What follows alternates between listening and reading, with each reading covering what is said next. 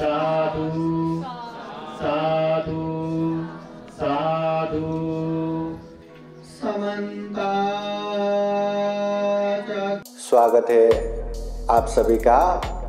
आप लोग देख रहे हैं बुद्धास टीचिंग चैनल और हम यहाँ महाकारुणिक तथागत बुद्धा और उनके शिक्षाओं के विषय में चर्चा करते हैं।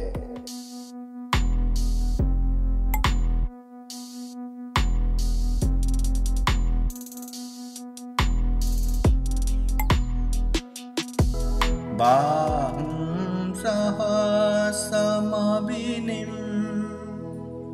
मितसायुधन्तं गिरिमेखलम् उदितघोरसेनमारं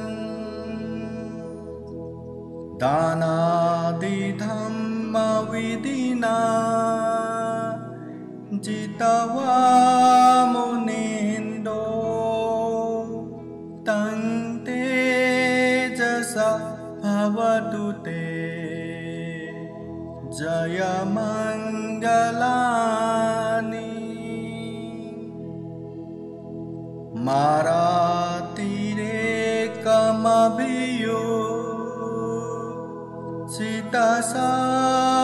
मारातिरेकमभियुचितसबरतिं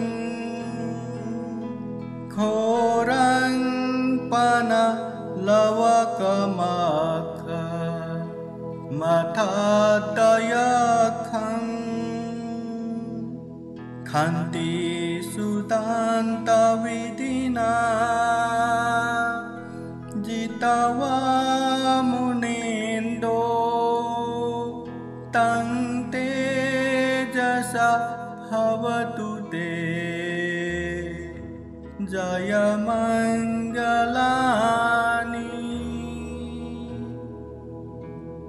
नालागिरिं गजवरम् अतिमातभूतं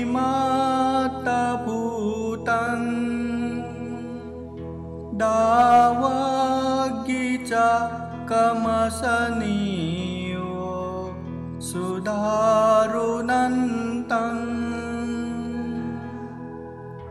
मेत्ताम्बुसेकविधिना जितवा मुनिन्दो तं तेजसा भवतु ते जयमङ्गलानि।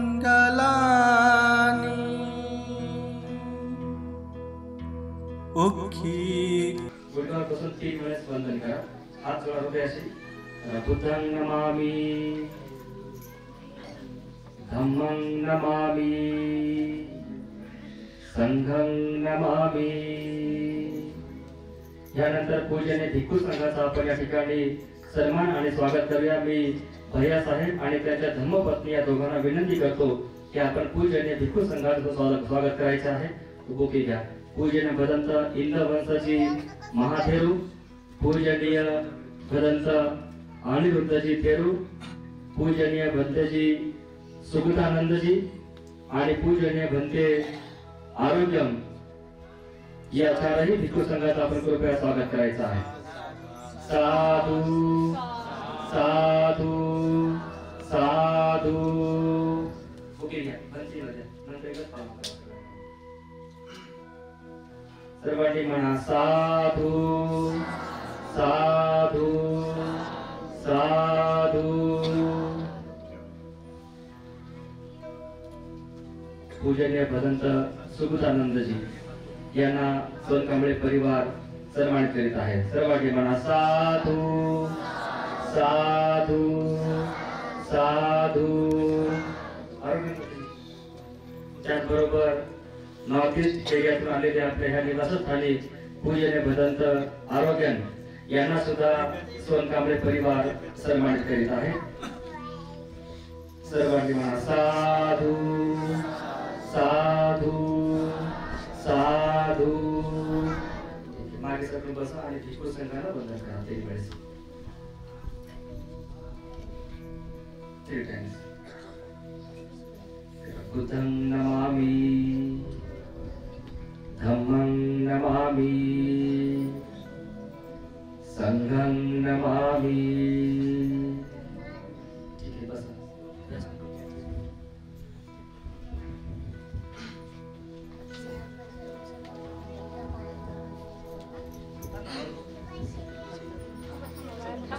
वायर आहे का अजून थोडासा संपला? या साईडला घ्या. हळू हळू हळू सर्वांनी बसून घ्यायचं. सर्वांनी हात जोडा आणि म्हणा साधू साधू साधू। महाकारुणिक तथागत भगवान बुद्ध को त्रिवार वंदना। महाकारुणिक तथागत बुद्ध द्वारा देशित सुआख्या धम्म को त्रिवार वंदना। महाकारुणिक तथागत बुद्ध के आर्य श्रावक संघ को त्रिवार वंदना। परम पूजनीय बोधिसत्व डॉक्टर बाबा साहब अम्बेडकर आज के विशेष धम्म कार्यक्रम में उपस्थित पूजनीय भिक्षु संघ, पूजनीय भिक्षु अनुरुद्ध थेरो, पूजनीय भिक्षु सुगतानंद, पूजनीय भंते आरोग्यन प्रमुख, यहाँ प्रत्यक्ष अप्रत्यक्ष उपस्थित संपूर्ण श्रद्धा संपन्न बुद्धि संपन्न उपासक उपासिकाएं, आज विशेषतः पुणे शिरूर के ये जो कार्य गांव है यहाँ पर श्रद्धावान उपासक भैया साहब माधव सोनकामरे प्रमुख परिवार बंधु बांधव मिलके आज का ये विशेष कार्यक्रम संपन्न हो रहा है। विशेषतः ये भैया साहब उपासक 20 सितंबर से 20 अक्टूबर 1 महीना के लिए सामनेर दीक्षा लेके आए। प्रवज्ञा जीवन ग्रहण करके वो जीवन जी के आए। तो उसके बाद हमें भी धम्म प्रचार प्रसार के लिए जितना हो सके उतना दम लगाना चाहिए। इस उद्देश्य से आज पूजनीय भिक्षु संघ को बुला के ये जाहिर धम्म देशना कार्यक्रम संपन्न हो रहा है। और यहाँ उनके माता यमुनाबाई, पिता माधव, पत्नी आसुनी प्रमुख संपूर्ण परिवार बंधु संपूर्ण उपासक उपासिकाएं यहाँ उपस्थित है। तो आइए सर्वप्रथम हम महाकारुणिक तथागत बुद्ध धम्म संघ के शरण जाके पंचशील ग्रहण करेंगे। उसके बाद बुद्धवाणी परित्राण पाठ आशीर्वाद ग्रहण करेंगे। उसके बाद पूजनीय भिक्षु संघ का धम्मदेशना और आशीर्वाद ग्रहण करके आज का कार्यक्रम संपन्न करेंगे। तो आइए सर्वप्रथम हम बुद्ध धम्म संघ को शरण जाके ये पंचशील प्रार्थना करेंगे। सभी जन हाथ जोड़िए और जैसा मैं कहता हूँ वैसा ही आप लोग कहिए। अरहं सम्मा सम्बुद्धो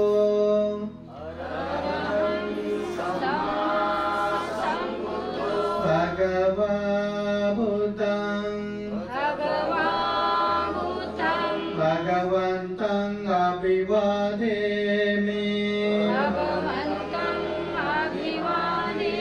स्वाकातो भगवता धम्मो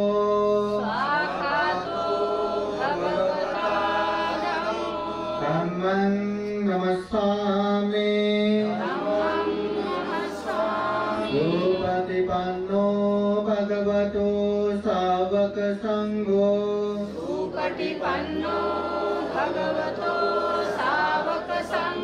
संघं नमामि। शील याचना कीजिए।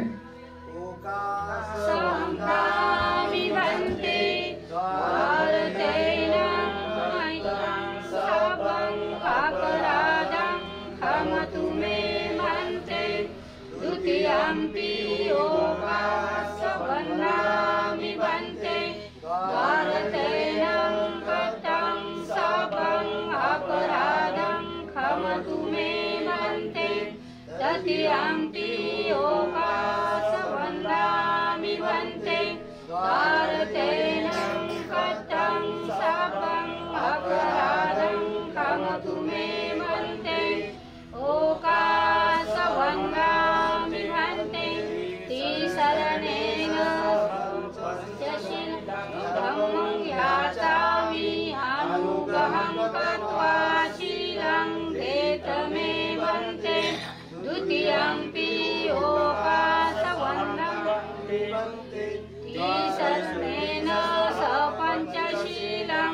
धम्मं याचामि अनुग्रहं कृत्वा शीलं देतमे भन्ते तथ्यम्पि ओकाशवन्नं भन्ते तिसरणेन स पञ्चशीलं धम्मं याचामि अनुग्रहं कृत्वा शीलं देतमे भन्ते यमहं वदामि तं वदेत भन्ते नमो तस्स भगवतो अरहतो सम्मा सम्बुद्धस्स नमो तस्स भगवतो अरहतो सम्मा सम्बुद्धस्स नमो तस्स भगवतो अरहतो सम्मा सम्बुद्धस्स नमो तस्स भगवतो अरहतो सम्मा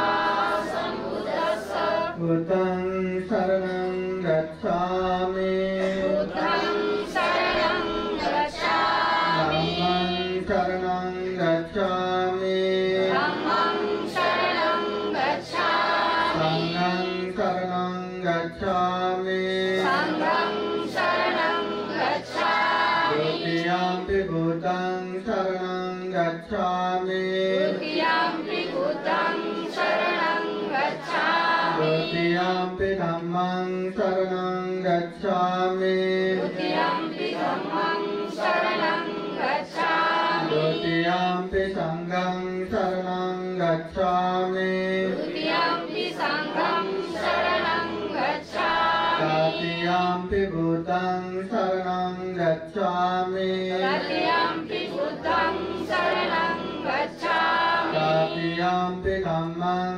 शरणं गच्छामि तृतीयम्पि धम्मं शरणं गच्छामि तृतीयम्पि संघं शरणं गच्छामि तृतीयम्पि संघं शरणं गच्छामि शरणगमनं परिपूर्णं अम्बन्ते पाणातिपाता वेरमणि सिक्खापदं समादयामि पाणातिपाता वेरमणि सिक्खापदं समादयामि आदिन्नदाना वेरमणि सिक्खापदं समादयामि अदिन्नदाना वेरमणि सिक्खापदं समादयामि कामेषु मिच्छाचारा वेरमणि सिक्खापदं समादयामि कामेषु मिच्छाचारा वेरमणि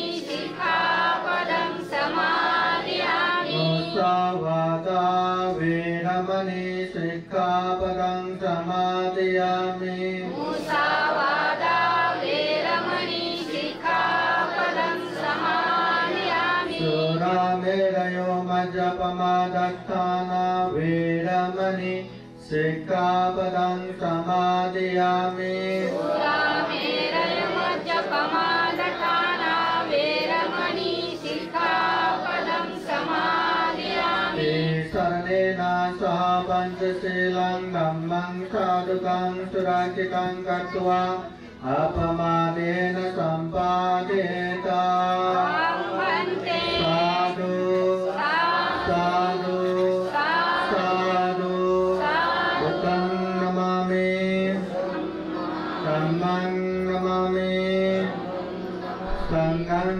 नमामि।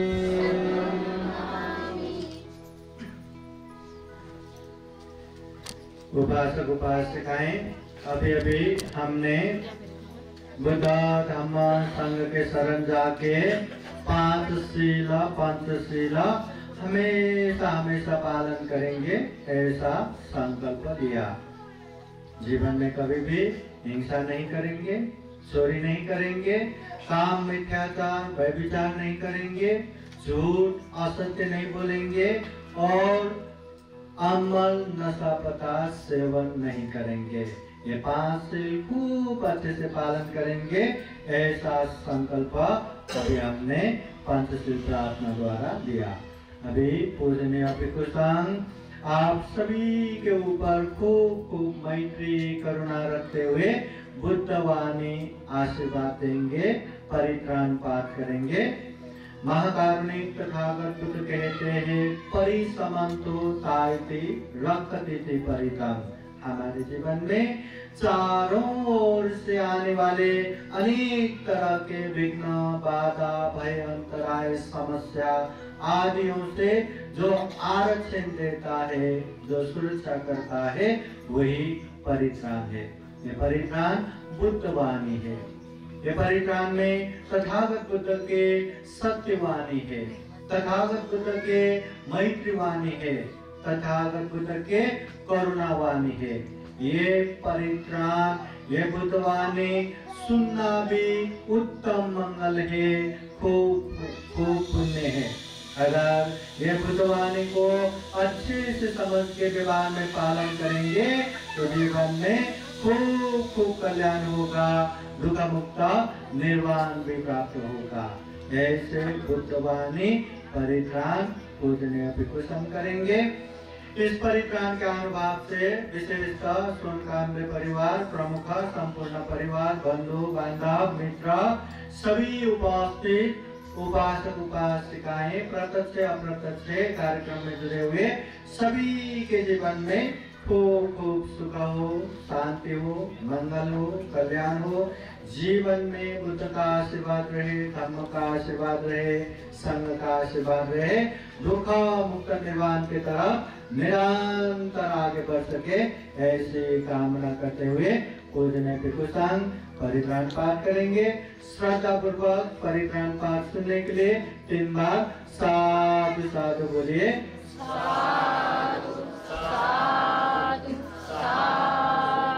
सभी धन हाथ जोड़ते हुए ध्यान पूर्वक परित्राण श्रवण कीजिए। समन्ता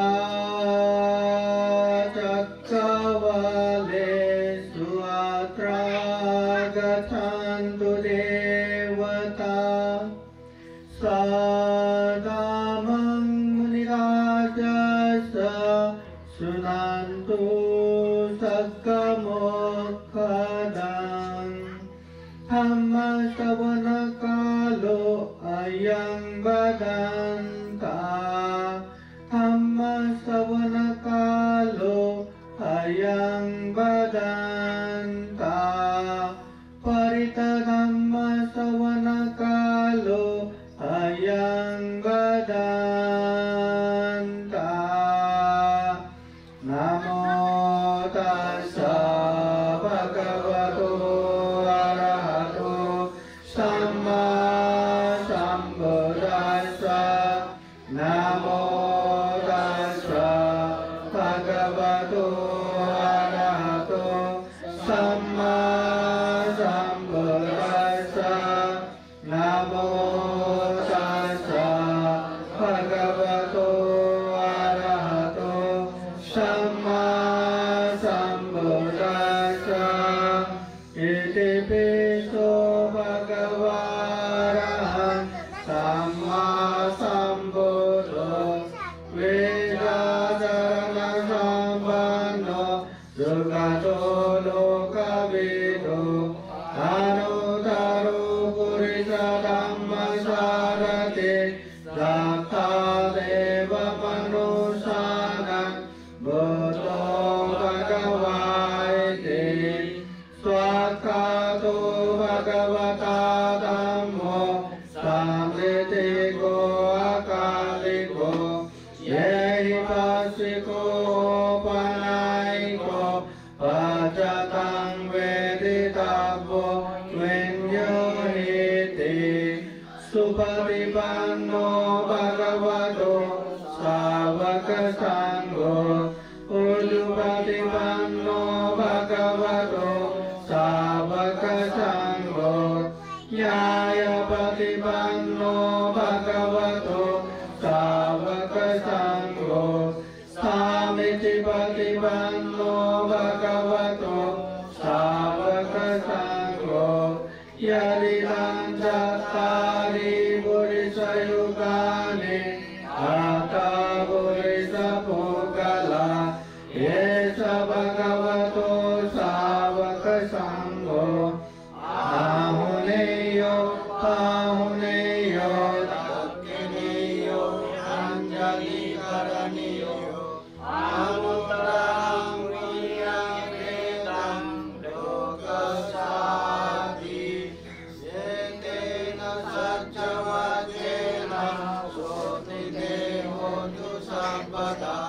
एतेन सत्यवचेन सर्वरोगा सर्वभय सर्वरोगो विनाशतु एतेन सत्यवचेन होतु ते जयमङ्गलम्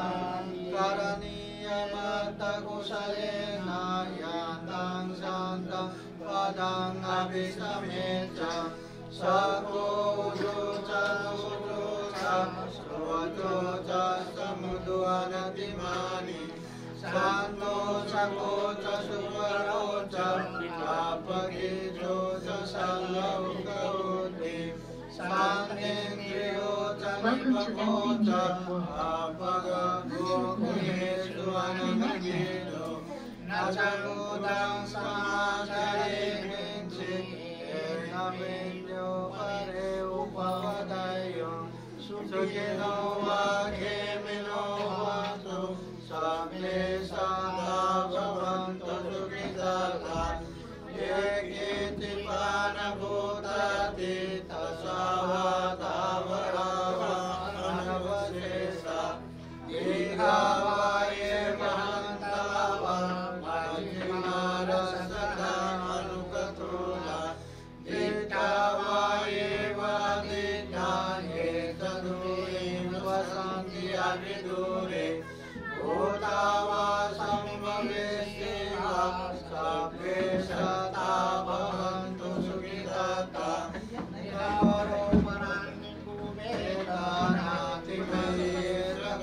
निरारोपणान्निकुमेदानातिमयेरकन्ततिमसन्ति व्यारो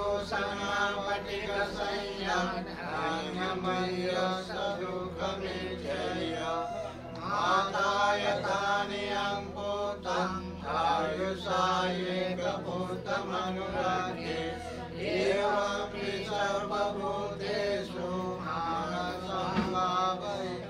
मानसंभावपरिमाणं वेदान्त सर्वलोकास्मि मानसंभावपरिमाणं भूतं अधोततीयं च असंवादं अवेदं असपातं तीर्थं वासयानो वा यावदसविगतमितो एतं सतियतिथेयं ब्रह्ममितं विहारं हिरमाहु कीर्तिञ्चानुपगमशीलवादर्शनेन सम्पन्नो कामेषु विनयेदं नहि यातु तपस्यं पुनरेति एतेन सत्यवादेन श्रोत्रते होतु सर्वदा एतेन सत्यवादेन सर्वदुःखा सर्वभय सर्वरोगा विनाशतु एतेन सत्यवादेन होतु ते जयमङ्गलम् यान्दुर्निमित्तं नवमङ्गलं च यो च मनापूषकुलससादो पापरो दुष्कृतिनागन्तं बुद्धानुभावेन विनाशमेन्तु यान्दुर्निमित्तं नवमङ्गलं च यो च मनापूषकुलससादो पापरो दुष्कृतिनागन्तं समानुभावेन विनाशमेन्तु यान्दुर्निमित्तं नवमङ्गलं च यो च मनापूषकुलससादो पापरो दुष्कृतिनागन्तं समानुभावेन विनाशमेन्तु दुःखपत्ताचनि दुःखभयपत्ताचनि भय शोकपत्ताचनि शोक वन्तु सर्वे विपालिनो एतावता जन्मेहि सम्पदा पुण्यसम्पदा सर्वे देवानुमोदन्तु सर्वसम्पत्तिसिद्धिया दानं ददन्तु सत्ताय शीलं रक्षन्तु सर्वदा पावनाभिर्भावन्तु रक्षन्तु देवतागता सर्वे बुद्धा बलवता प्रत्येकानंद यं बलं अनन्तानंद ते तेन रक्षं वन्दामि सर्वशो आकाशताच भूमता देवानागमहितिका पुण्यं अनुमोदित्वा चिरं रक्षन्तु बुद्धशासनम् आकाशताच भूमता देवानागमहितिका पुण्यं अनुमोदित्वा चिरं रक्षन्तु धम्मदेशनम् आकाशताच भूमता देवानागमहितिका पुण्यं अनुमोदित्वा चिरं रक्षन्तु त्वं परान्ति साधु साधु साधु बुद्धं नमामि धम्मं नमामि संघं नमामि बुद्धानुभावेन धम्मानुभावेन संघानुभावेन आप सभी के जीवन में खूब खूब सुख हो, शांति हो, मंगल हो, कल्याण हो। परित्राण पाठ के बाद अभी पूजनीय भिक्षु संघ का नामदेशना होगा। यहाँ पूजनीय भिक्षु सुगतानंद पंत जी थोड़ा नामदेशना देंगे। उसके बाद पूजनीय भिक्षु अनुरुद्ध थेरो थोड़ा नामदेशना देंगे। फिर बाद में अंत में समारोपीय नामदेशना मैं दूंगा।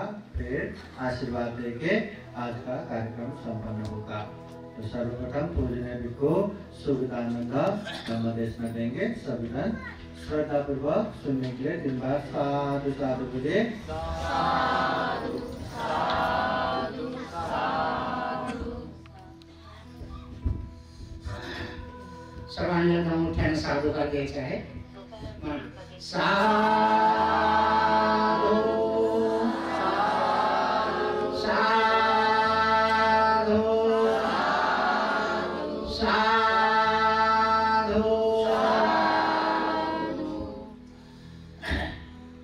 सब पाप सकरण कुशल सौपसंपदा सचित पर्योदपना ईतां बुद्धान शासनम्। संपूर्ण विश्वाला शांतीचा संदेश देणारे महाकारुणिक तथागत सम्यक समुद्र त्यांनी उपदेश केलेला त्यांचा सद्धम्म आणि त्या सद्धम्माची गेली 2500 वर्षापासून सतत प्रचार आणि प्रसार कार्य करणारा तथागताचा भिक्षु संघ या 3 रत्नांना सर्वप्रथम मी अभिवादन करतो।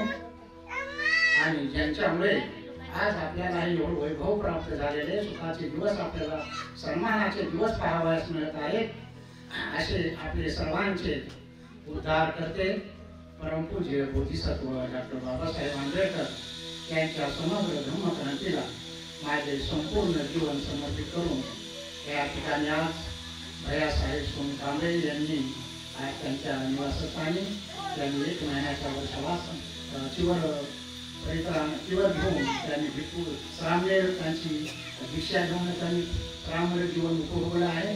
त्या उपरांत त्यांना हा वर्षावास समाप्तानंतर त्यांच्या दीक्षांत त्यांचा परिवर्तन त्यांची श्रामणेरची सुद्धा दीक्षा त्या ठिकाणी त्यांनी संपन्न होत आहे। त्या निमित्ताने त्या गावातील संपूर्ण समाजासाठी धम्म म्हणजे काय, धम्माचा परिचय व्हावा, जीवन घेणं किती महत्त्वाचं यासाठी त्यांची प्रेरणा मिळावी त्या उद्देशाने आज औरंगाबाद येथील भिक्षु संघाला त्यांनी निमंत्रित केले आहे।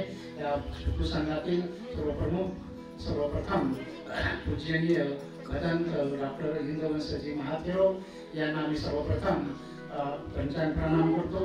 त्यानंतर पूज्य भदंत अनिरुद्धजी थेरो हे एक पूर्ण आपल्या सर्वप्रथम त्यांनी आपल्या देशासाठी महार बटालियनमध्ये सैनिक राहून त्यांनी आपल्या देशाची सेवा केलेली आहे आणि मिलिटरीमधून रिटायर झाल्यानंतर त्यांनी पुन्हा आपल्या समाजासाठी बाबासाहेबांचं उरलेलं कार्य पूर्ण करण्याच्या उद्देशाने आणि या संपूर्ण धम्माला समर्पित करून त्यांनी घेतलेलं आहे आणि पुन्हा आपल्या समाजाची सेवा करण्यासाठी जीवन घेऊन ते सुद्धा या भिक्खू संघामध्ये सामील झालेले असे पूजनीय अनिरुद्ध थेरो यांना देखील मी पंचांग प्रणाम करतो. त्याचबरोबर आमच्या सोबत असलेले आरोग्य यांना देखील तसेच या ठिकाणी उपस्थित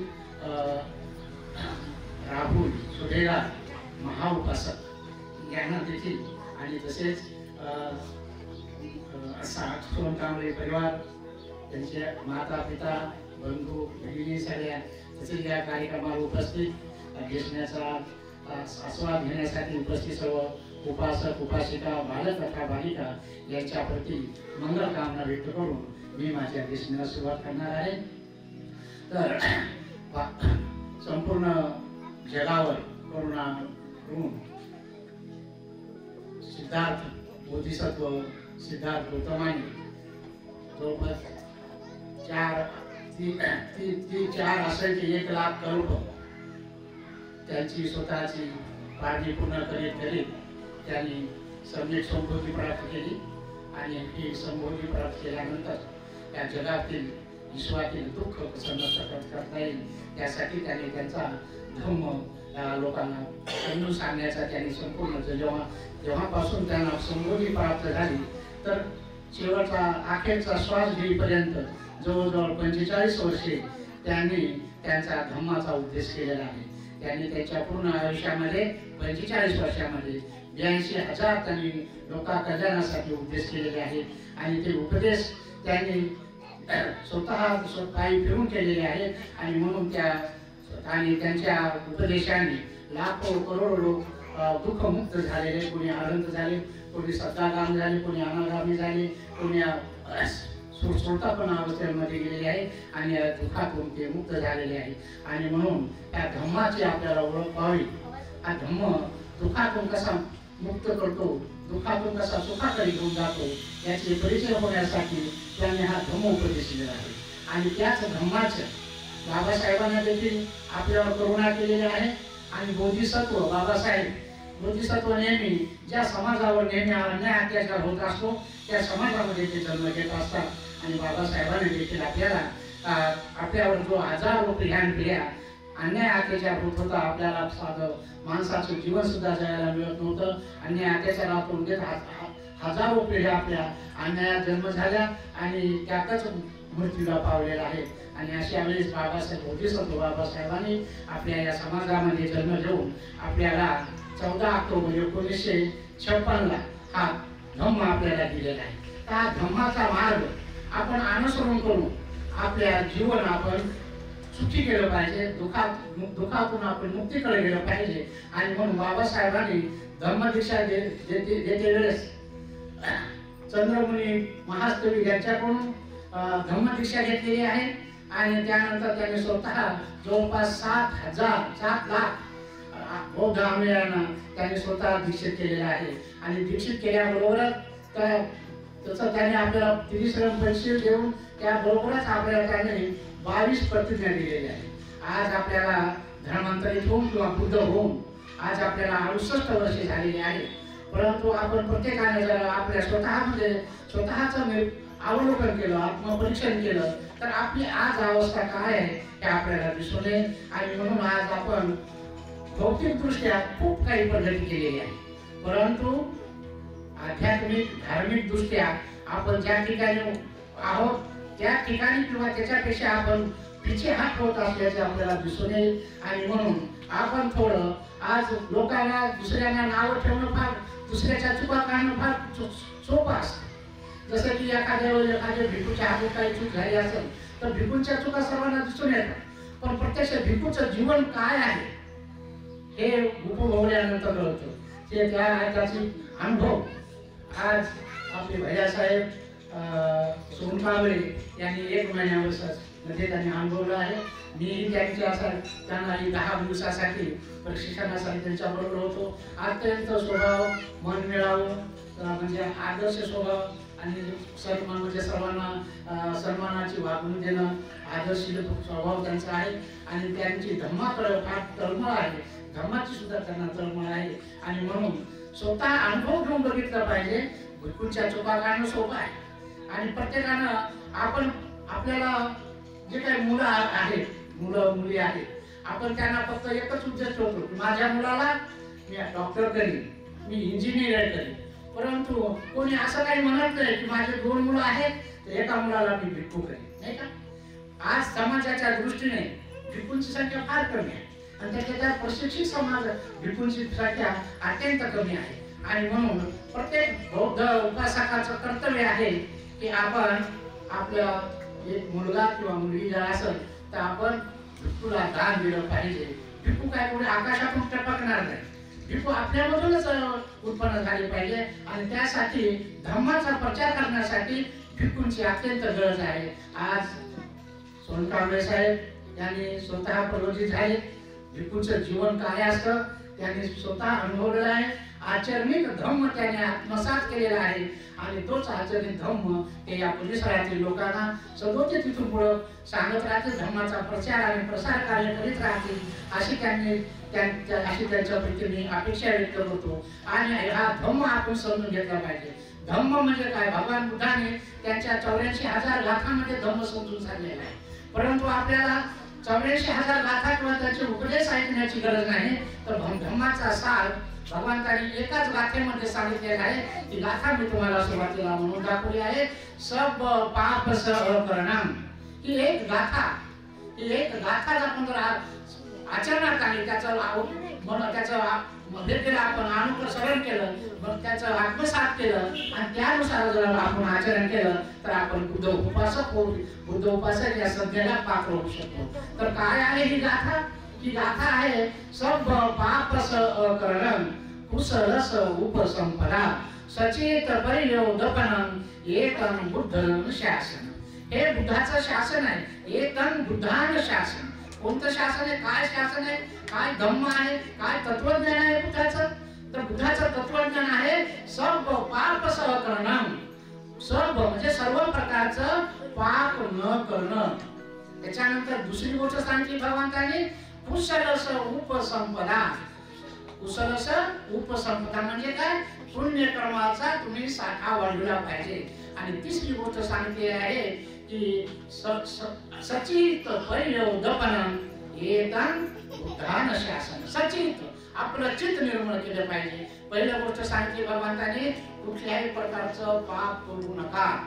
कोणते कोणते पाप करतो? कर्म करतोय आपण कायेने काही पाप कर्म करतो, वाचेचे काही पाप कर्म करतो आणि वाणीचे काही पाप कर्म करतो, नाही का? आणि म्हणून हे वाणीचे, वाचेचे आणि चित्ताचे हे जे कायेचे हे अशा प्रकारचे 10 पाप कर्म करीत असतो. हे पाप कर्म आपण नाही केले पाहिजे. आपण सुरुवातीला पंचशील दिवा पूज्य भंतेजींना आपल्याला त्रिशरण पंचशील दिलेला आहे. त्या पंचशीलामध्ये 10 पाप कर्म आलेले आहेत. पहिल्यासारखं पाप कर्म आहे कुठल्याही प्रकारचे प्राण्याची हिंसा करू नका. हे कायेचे पाप कर्म आहे. जसं इतर आपला जसा सृष्टीमध्ये निर्मिती झालेली आहे तसे इतर पशु प्राणी देखील त्यांची देखील निसर्गामध्ये निर्मिती होती आणि प्रत्येकाला त्यांच्या आयुष्यानुसार त्यांना जीवन जगण्याची प्रत्येकाला इच्छा असते, नाही का? आणि मग आपण जर आपल्याला स्वतःला त्रास होऊ नये असं वाटत असेल तर आपण देखील इतरांना आपल्यापासून कुठलाही त्रास होणार नाही, कोणाला इजा पोहोचणार नाही असं आपण वर्तन केलं पाहिजे. म्हणजे आपण कोणत्याही प्राण्याची हिंसा नाही केली पाहिजे. दुसरं सांगितलेलं शेताचं पाप कर्म तर कोणतं होतं? आपल्याकडून चोरीचं कर्म होतं. चोरी करणं होतं. चोरी म्हणजे प्रत्येक काही लोकांचे चोऱ्या करणं व्यवसाय आहे. परंतु काही अप्रत्यक्ष देखील चोऱ्या करीत असतात.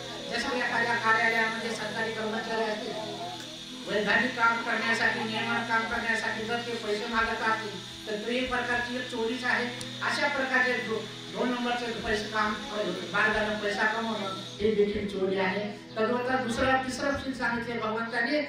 तिसरा पाप कर्म आपण आपल्या कायाने करीत असतो तो म्हणजे व्यभिचार. पती पत्नीने स्वतः आपल्या एकमेकाशी प्रामाणिक राहिलं पाहिजे, आपल्या जोडीदाराशी प्रामाणिक राहिलं पाहिजे आणि ब्रह्मचर्याचं पालन केलं पाहिजे. हे देखील हे जर आपण पाळलं तर आपल्या शरीराचंही पापकर्म होत नाही. चौथं शारीरिक पापकर्म कोणतं करतो आपण? हे पापकर्म सहसा पुरुष मंडळी करीत असतात. कोणतं? सुरामेर यमज्य पमाद ठाणा वेरमी. आज आपला समाज या समस्येमध्ये फार उठालेला आहे की तरुण पिढी आज व्यसनी बनलेली आहे. त्याला कारण आपण धम्मापासून फार लांब गेलेलो आहोत. जो माणूस धम्मामध्ये आहे तो व्यसनी बनू शकत नाही. तो धम्माचं आचरण करून तो सूर्यवान बनू शकतो. आणि म्हणून आपण त्या व्यसनातून आपण मुक्त झालं पाहिजे आणि शरीराचं हे सुरा मेरे म्हणजे पमाद ठाणा हे आपण पाप कर्म केलं नाही पाहिजे. त्याच्यानंतर आपल्या वाणीचे 3 पापकर्म सांगितले भगवंतांनी. ते आहेत कोणते आहेत वाणीचे 3 पापकर्म? ते आहेत खोटं बोलायचं नाही, खोटं बोलून कोणाला फसवायचं नाही. त्याच्यानंतर आपण कोणाला मनाला दुखापत होईल, कोणाच्या मनाला टोचल, कोणाला वाईट वाटेल अशा प्रकारची आपली भाषा असली पाहिजे. अशा प्रकारचे आपण शब्दप्रयोग नाही केले पाहिजे. आपली भाषा सुमधुर असली पाहिजे. जो आपल्या भाषेमध्ये गोडवा असला पाहिजे, जेणेकरून आपल्याला माणसं जवळ येतील. माणसं जोडण्याची आपण प्रक्रिया केली पाहिजे. माणसं तोडण्याचं आपण काम केलं नाही पाहिजे. त्याच्यासाठी सुमधुर भाषा आपली असली पाहिजे. त्याच्यानंतर 3रं पापकर्म करतोय आपण वाणीचं, ते आहे चालही चुगली करणं. हा एक सर्वसामान्य रोग आहे. कोणाच्या निगेटिव्ह काही आलं, नकारात्मक काही गोष्टी माहीत झाल्या, कोणाच्या काही गुन्हेवा माहीत जर झाल्या की आपण इतरत्र सांगत सुटतो. सद्गुणाचा आपण प्रचार करीत नाही, दुर्गुणाचा आपण प्रचार करत असतो. हा एक माणसाचा स्वभाव आहे आणि हा देखील वाणीचं एक पापकर्म आहे. हे सुद्धा आपण वाणीचे 3 पापकर्म नाही केले पाहिजे. त्याच्यानंतर आपल्या मनाचे सुद्धा पापकर्म आहे. मनामध्ये 3 प्रकारचे पापकर्म येत असतात. आपल्या कोणते 3 पापकर्म येतात? पहिला आहे राग. पुन्हा जर कोणी आपल्या मनासारखं वागलं नाही तर त्याच्याबद्दल आपल्या मनामध्ये राग उत्पन्न होतो. त्याच्यानंतर कोणाशी जर आपला द्वेष असेल, वैरत्व असेल, दुश्मनी असेल, त्याबद्दल आपल्यामध्ये दुश्मनी येते, द्वेष भावना आपल्यामध्ये निर्माण होते. आणि त्याच्यानंतर 3रं जे आहे ते आपल्याला लोभ होतो. प्रत्येक कितीही असलं तरी आपल्याला हवं असं वाटतं आणि आपलं मन शांत नसतं आणि म्हणून शांती मिळत नाही आणि समाधानी मन असणं हे भगवान बुद्धांना चांगला गुण म्हटलेला आहे. आणि म्हणून अशा प्रकारे आपण जर हे 10 प्रकारचे जर पाप नाही केले तर आपण खऱ्या अर्थानं आपण भगवान बुद्धाचे उपासक होऊ शकतो. त्याच्यानंतर भगवान बुद्ध म्हणतात कुशल समुपसंपदा. हे 10 पाप कर्म जर आपण नाही केले तर आपण सर्व पुण्य करीत असतो. पहिली गोष्ट, आपण जर पशुची हत्या नाही केली, कोणाची हिंसा नाही केली तर आपण त्या प्राण्याची आपण सुरक्षा केली पाहिजे, त्याचं लालन पालन केलं पाहिजे, त्याचं संगोपन केलं पाहिजे. दुसरं, आपण चोरी करण्याऐवजी आपण दान धर्म केला पाहिजे. आपल्या मालकीच्या ज्या काही वस्तू आहेत त्या आपण इतरांच्या उपयोगी पडतील अशा प्रकारे आपण दान करण्याचं आपण दान करायला शिकलं पाहिजे. त्याच्यानंतर आपण ब्रह्मचर्याचं पालन केलं पाहिजे. त्याच्यानंतर आपण नेहमीसाठी सत्य बोललं पाहिजे, कोणाच्या मनाला दुखावत होणार नाही म्हणून तर आपली भाषा आपली मधुर असली पाहिजे. कोणाची चाली चुगली करण्याऐवजी आपण सद्गुणाचा ओहप केला पाहिजे. जे सद्गुणे आहेत त्यांचा सत्कार केला पाहिजे, त्याचा गौरव केला पाहिजे. हे करायला आपण शिकलं पाहिजे. आणि आपण लोभापासून आपल्या मनाला आपण निर्मळ केलं पाहिजे. मनामध्ये जर हे लोभ निर्माण झाला, ते सगळे जे दोष आहेत, हे जे पाप कर्म आहे, हे सगळे अगोदर कुठे उत्पन्न होतं? आपल्या मनामध्ये उत्पन्न होतं. मन हे प्रमुख आहे. आणि मग भगवान बुद्ध म्हणतात सगळं जे काही उत्पन्न होत असेल ते अगोदर आपलं मन आहे. मनामध्ये सर्व उत्पन्न होतं आणि मनामधून जर मन आपलं निर्मळ केलं तर आपण माणूस अगदी निर्मळ होऊ शकतो. आणि हेच भगवान बुद्धाचं भगवंताने सांगितलेलं आहे की आपलं निर्मळ मन अंतर्वाही निर्मळ करा. कसं करता येईल अंतर्वाही निर्मळ मन? आपल्याला शरीराला घाण लागली, कपडे घाण झाले तर आपण साबण लावतो, नाही का? साबण लावून आंघोळ करतो. पण आपल्या मनातली ही घाण आहे, एकमेकाबद्दल द्वेष, एकाबद्दल मत्सर, संशय, शंका, काम, वासना, ह्या ज्या आपल्या मनामध्ये घाण साठलेली आहे, याला आपल्याला कसं दुरुस्त करता येईल, याला कसं आपल्याला स्वच्छ करता येईल, याच्यासाठी भगवंताने आपल्याला विपश्यना हा साधून दिलेला आहे. तर प्रत्येक माणसाने भगवान बुद्ध म्हणतात जो कोणी माणूस आहे त्याने विपश्यना केली पाहिजे, त्याने हे 3 प्रकारचे कामं केले पाहिजे। कोणते 3 कामं केल्यावर सांगतो भगवान बुद्ध? पहिली गोष्ट भगवान बुद्ध म्हणतात आपण दान द्यायला शिकलो पाहिजे। बाबासाहेबांना आपल्याला खूप काही देऊन ठेवलेलं आहे, कित्येक पिढ्या आपल्याला सोडणार नाही अशा प्रकारे बाबासाहेबांना आपल्याला देऊन ठेवलेलं आहे। आणि म्हणून आपण आपल्या परीने जे काही आपल्याला शक्य असेल, मग पैसा असेल, कपडा असेल, कोणाला जेवण असेल, कोणाला औषधी असेल, अशा वेगवेगळ्या प्रकारचं कधी कधी कोणाला वेळेचं सुद्धा आपण दान देऊ शकतो।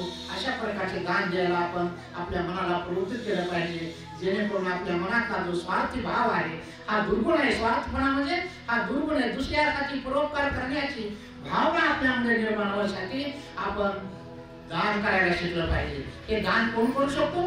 मनुष्यच करू शकतो। माणसाच्या जन्मामध्ये आपल्याला दानाचं पुण्य महत्व आपल्याला जाणू शकतो। तसंच भगवान बुद्ध म्हणतात हे पशु पक्षी दान करू शकत नाही, प्राणी पक्षी हे दान करू शकतात का? त्याला हे महत्व नाही दानाचं। त्याच्यानंतर भगवान बुद्ध म्हणतात की दुसरं जे काम आहे ते आपण शीलाचं पालन केलं पाहिजे। भगवान बुद्धाचा धर्माचा जो पाया आहे तो आहे पंचशील। आणि आपल्याला स्वतः आपण समजतो स्वतःला मी बुद्धाचा उपासक आहे, उपासक आहे, पण 5 शीलच माहित नाही का? सकाळी आपण वंदना घेतो पण त्याप्रमाणे आचरण करतो, आणि मग हे आचरण करणं हा धम्म फक्त या प्रवचनामध्ये नाही किंवा ग्रंथामध्ये वाचून तो चालणार नाही, तर त्याचा प्रत्यक्ष आपल्या आचरणामध्ये तो उतरला पाहिजे। आणि त्याच्यासाठी आपण आचरणात उतरण्यासाठी असे जसं काही भायासाहेब सोनकांबळे यांनी जसं 1 महिन्यासाठी प्रवचन घेतली, तसे प्रत्येक माणसानं जीवनामध्ये येऊन एकदा तरी त्यांनी श्राम्य दीक्षा घेतली पाहिजे, आणि ही त्यांच्यापासून आपण प्रेरणा घेसाल अशी तुमच्या प्रती मी अपेक्षा व्यक्त करतो। आणि तिसरी गोष्ट जे भगवान बुद्ध म्हणतात की आपण ध्यान केलं पाहिजे। ध्यान केल्याशिवाय माणसाला धम्म कळत नाही, आणि ध्यान करण्यासाठी भगवंतांनी आपल्याला विपश्यना दिलेली आहे।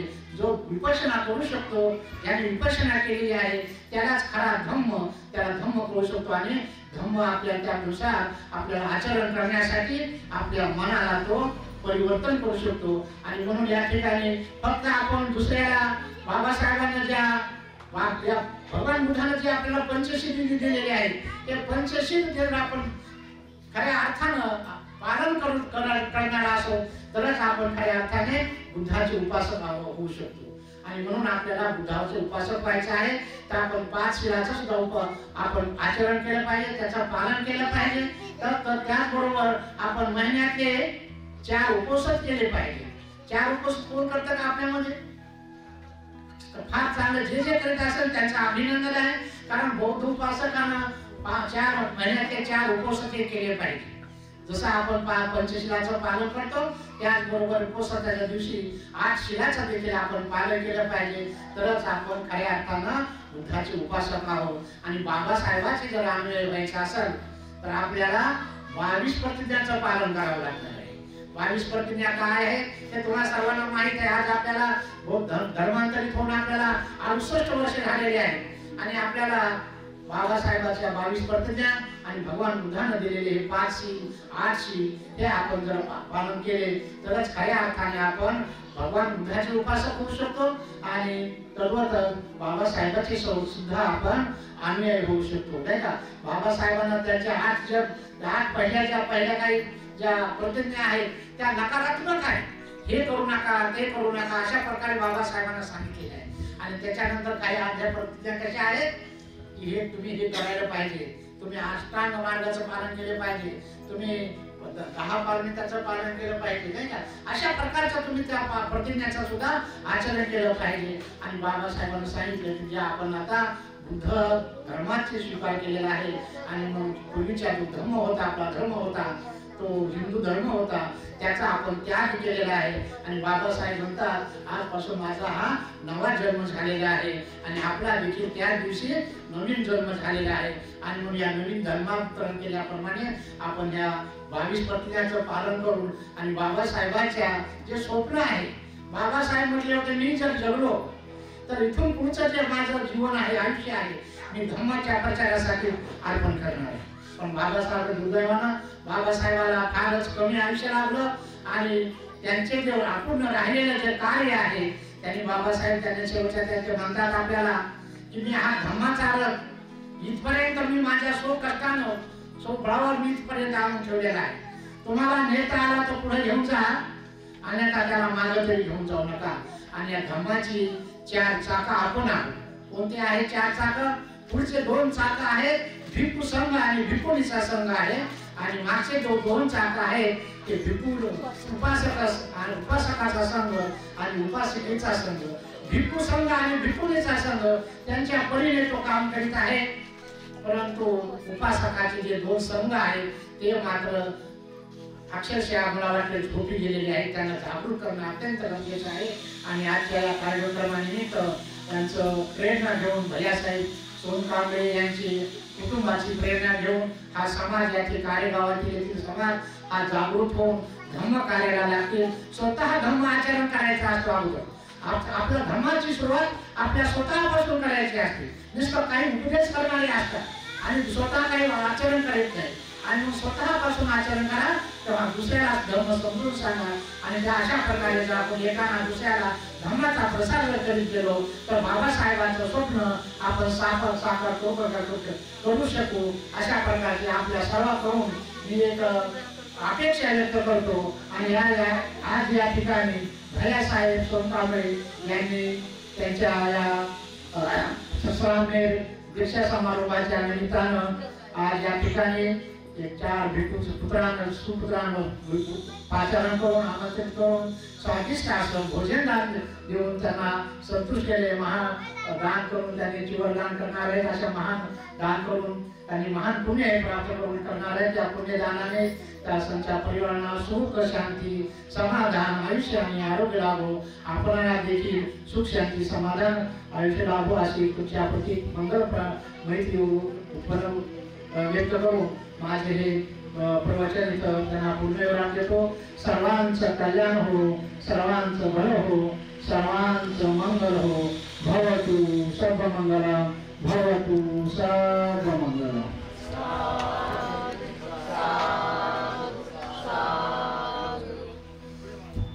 त्यानंतर पूज्य भंते अनिरुद्धजी थेरो ते आपल्याला मार्गदर्शन करणार आहेत. शांततेने त्यांच्या श्रवण करा.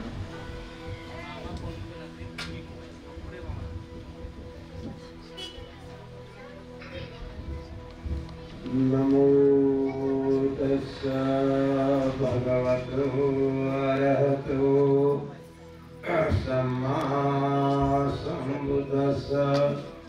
नमो तस्सा भगवतो अरहतो सम्मा सम्बुद्धस्सा. नमो तस्सा भगवतो अरहतो सम्मा सम्बुद्धस्सा.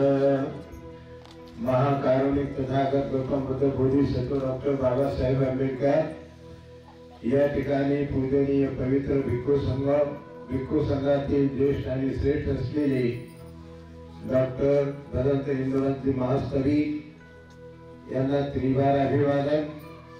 या ठिकाणी माझ्या डाव्या बाजूला बसलेले सत्तानंद वकीलजी यांना सुद्धा त्रिवार अभिवादन.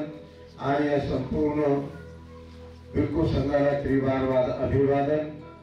या ठिकाणी जमलेले सर्व उपासक उपासिका बालक आणि बालिका आहे. आपण या ठिकाणी सोनकांबळे परिवाराने आपल्याला निमंत्रित करून आणि अशा प्रकारे हा कार्यक्रम या ठिकाणी घेऊन या कार्यक्रमाला आपण उपस्थित राहावं असं आपल्याला सर्वांना निमंत्रित करून त्या निमंत्रण सुद्धा आपण या ठिकाणी उपस्थित झालात त्याबद्दल सोनकांबळे परिवारातर्फे आपलं सर्वांचं या ठिकाणी स्वागत आहे. आपण आलात या कार्यक्रमाला उपस्थित झालात त्याबद्दल पुन्हा आपलं सर्वांचं एकदा अभिनंदन करून आपण या कार्यक्रमाला सुरुवात करणार आहोत. तत्पूर्वी सुरुवात करण्यापूर्वी आपला जो आळस आहे ज्या कोणाला डुलकी यायला लागलेल्या आहेत ते त्या जरा दूर सारून जरा मोठ्यानं म्हणा जरा साधू. मग मी म्हणेन तसं म्हणा साधू. हेच का आमचं बुद्धाचं. खिडक्या तुटल्या पाहिजे तळातळ एवढं म्हणलं पाहिजे दोष त्याला म्हणतात बौद्ध. बुद्ध जेव्हा प्रवचन करायचे तर स्त्री लोकांमध्ये आवाज जायचा, कम से कम पेडाचे तर खिडक्या तुटू द्या म्हणा साधू जरा कमी आहे, साधू साधू मृदंगमामी धम्मंगमामी संगंगमामी. हा आता बरोबर आहे.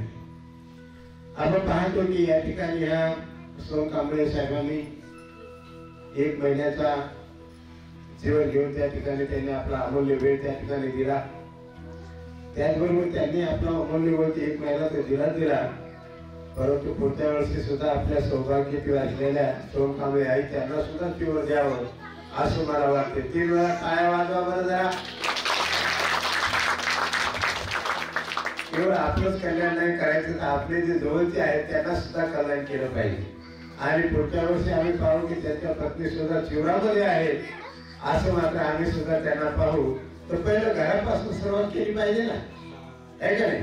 मला एकदा साधू साधू पहिलं घरापासून सुरुवात केली पाहिजे.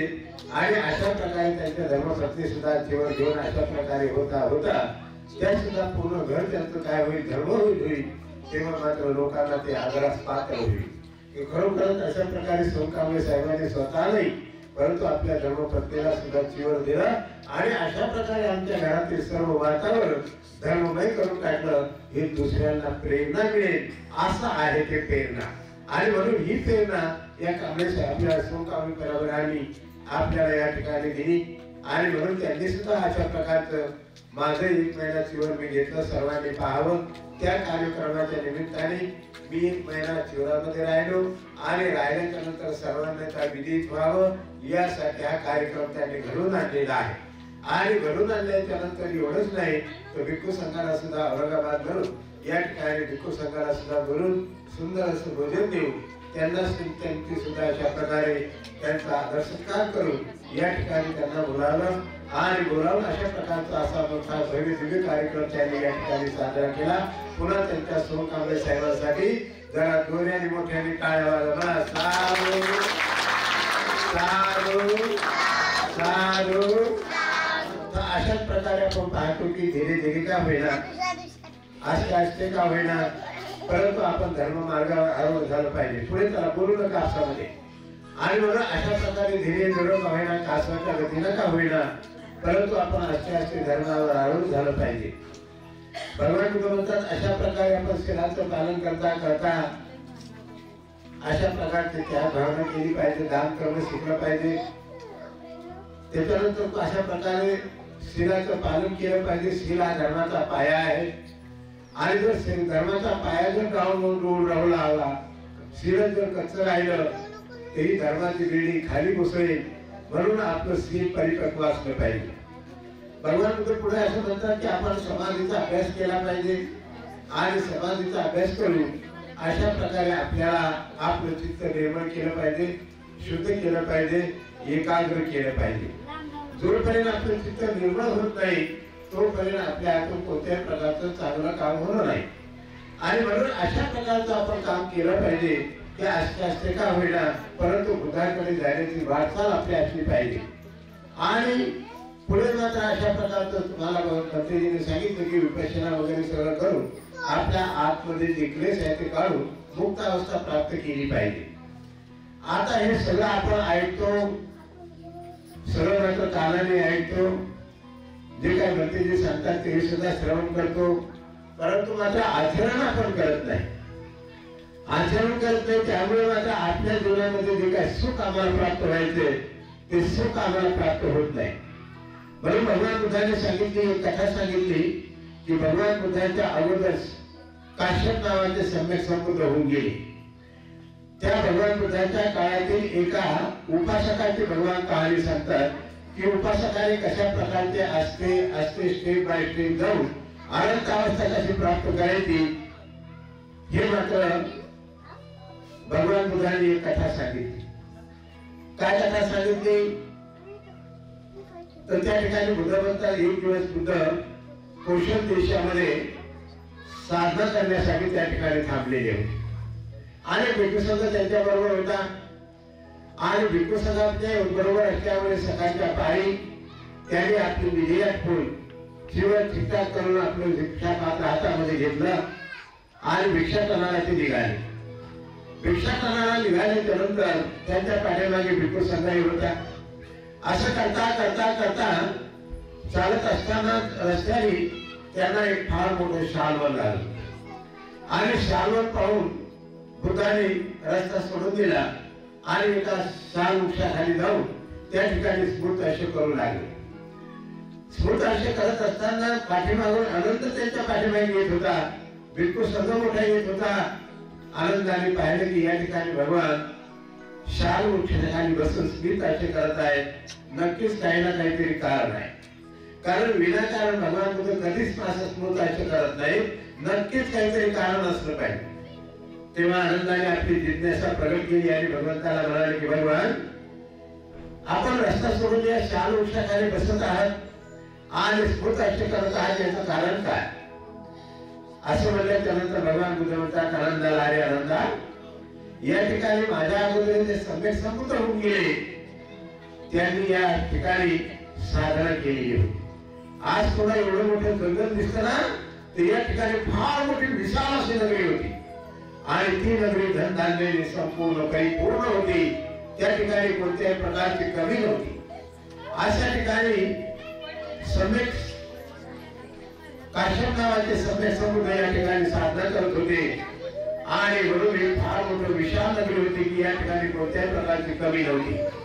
धनधान्याने परिपूर्ण असलेली नगरी आणि या नगरीमध्ये त्यांचा एक उपासक होता. त्याचं नाव होतं गवेसी नावाचा उपासक होता.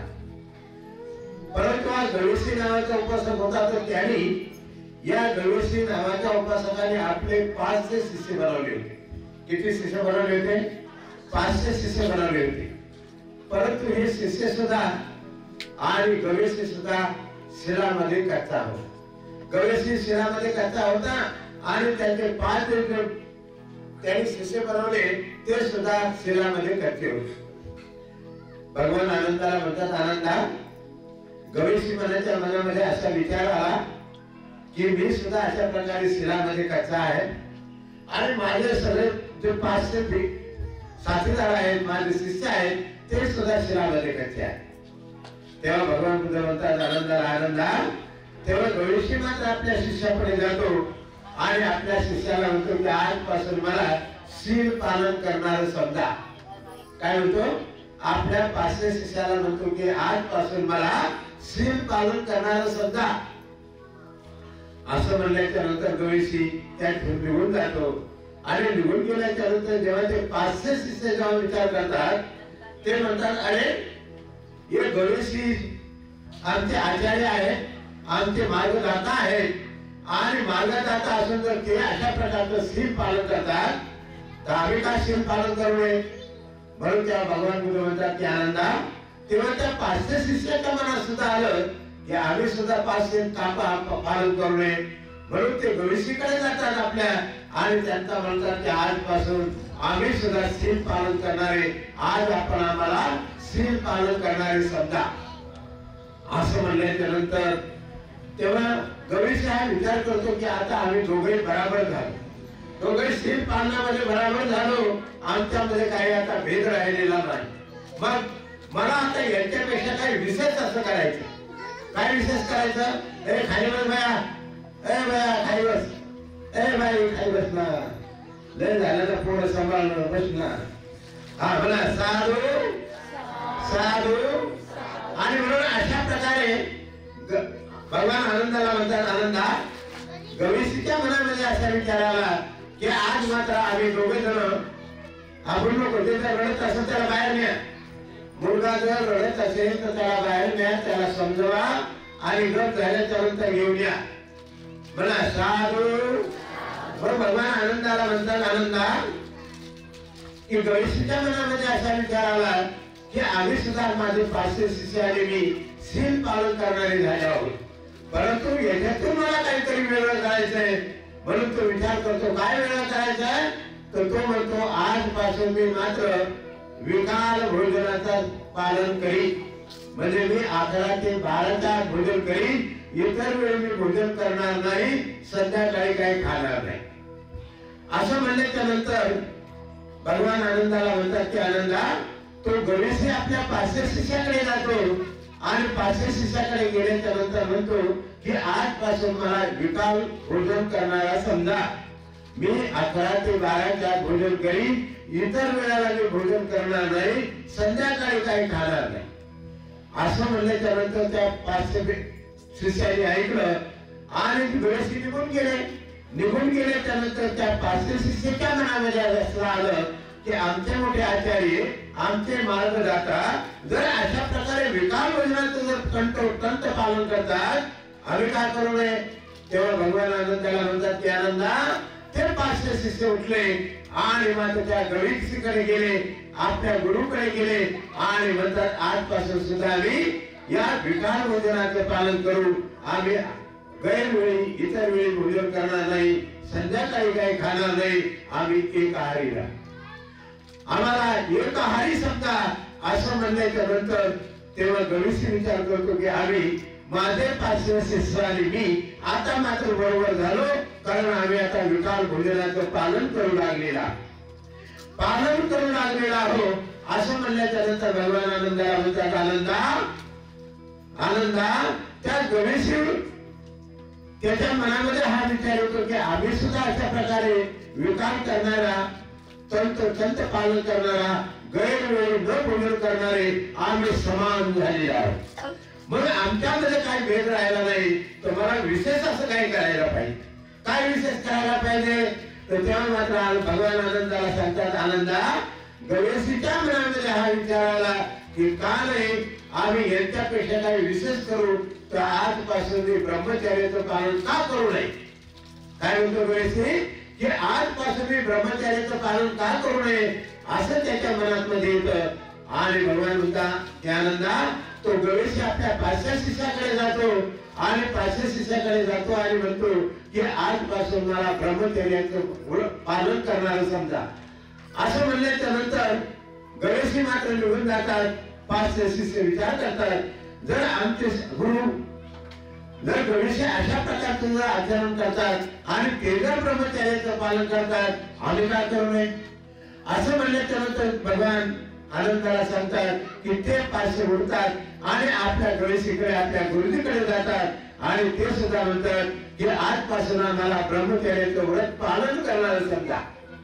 असं म्हणल्याच्या नंतर गणेश हा विचार करतो आणि भगवान आनंदाला सांगतात की आनंदा, त्या गणेशीच्या मनामध्ये असा विचार येतो की आता मला मात्र अशा प्रकारे आम्ही ब्रह्मचर्याचं पालन करणारे झालो, आता आम्ही समान झालो, आमच्यामध्ये कोणत्याही प्रकारचा भेद राहिला नाही आणि म्हणून मला काही विशेष असं केलं पाहिजे.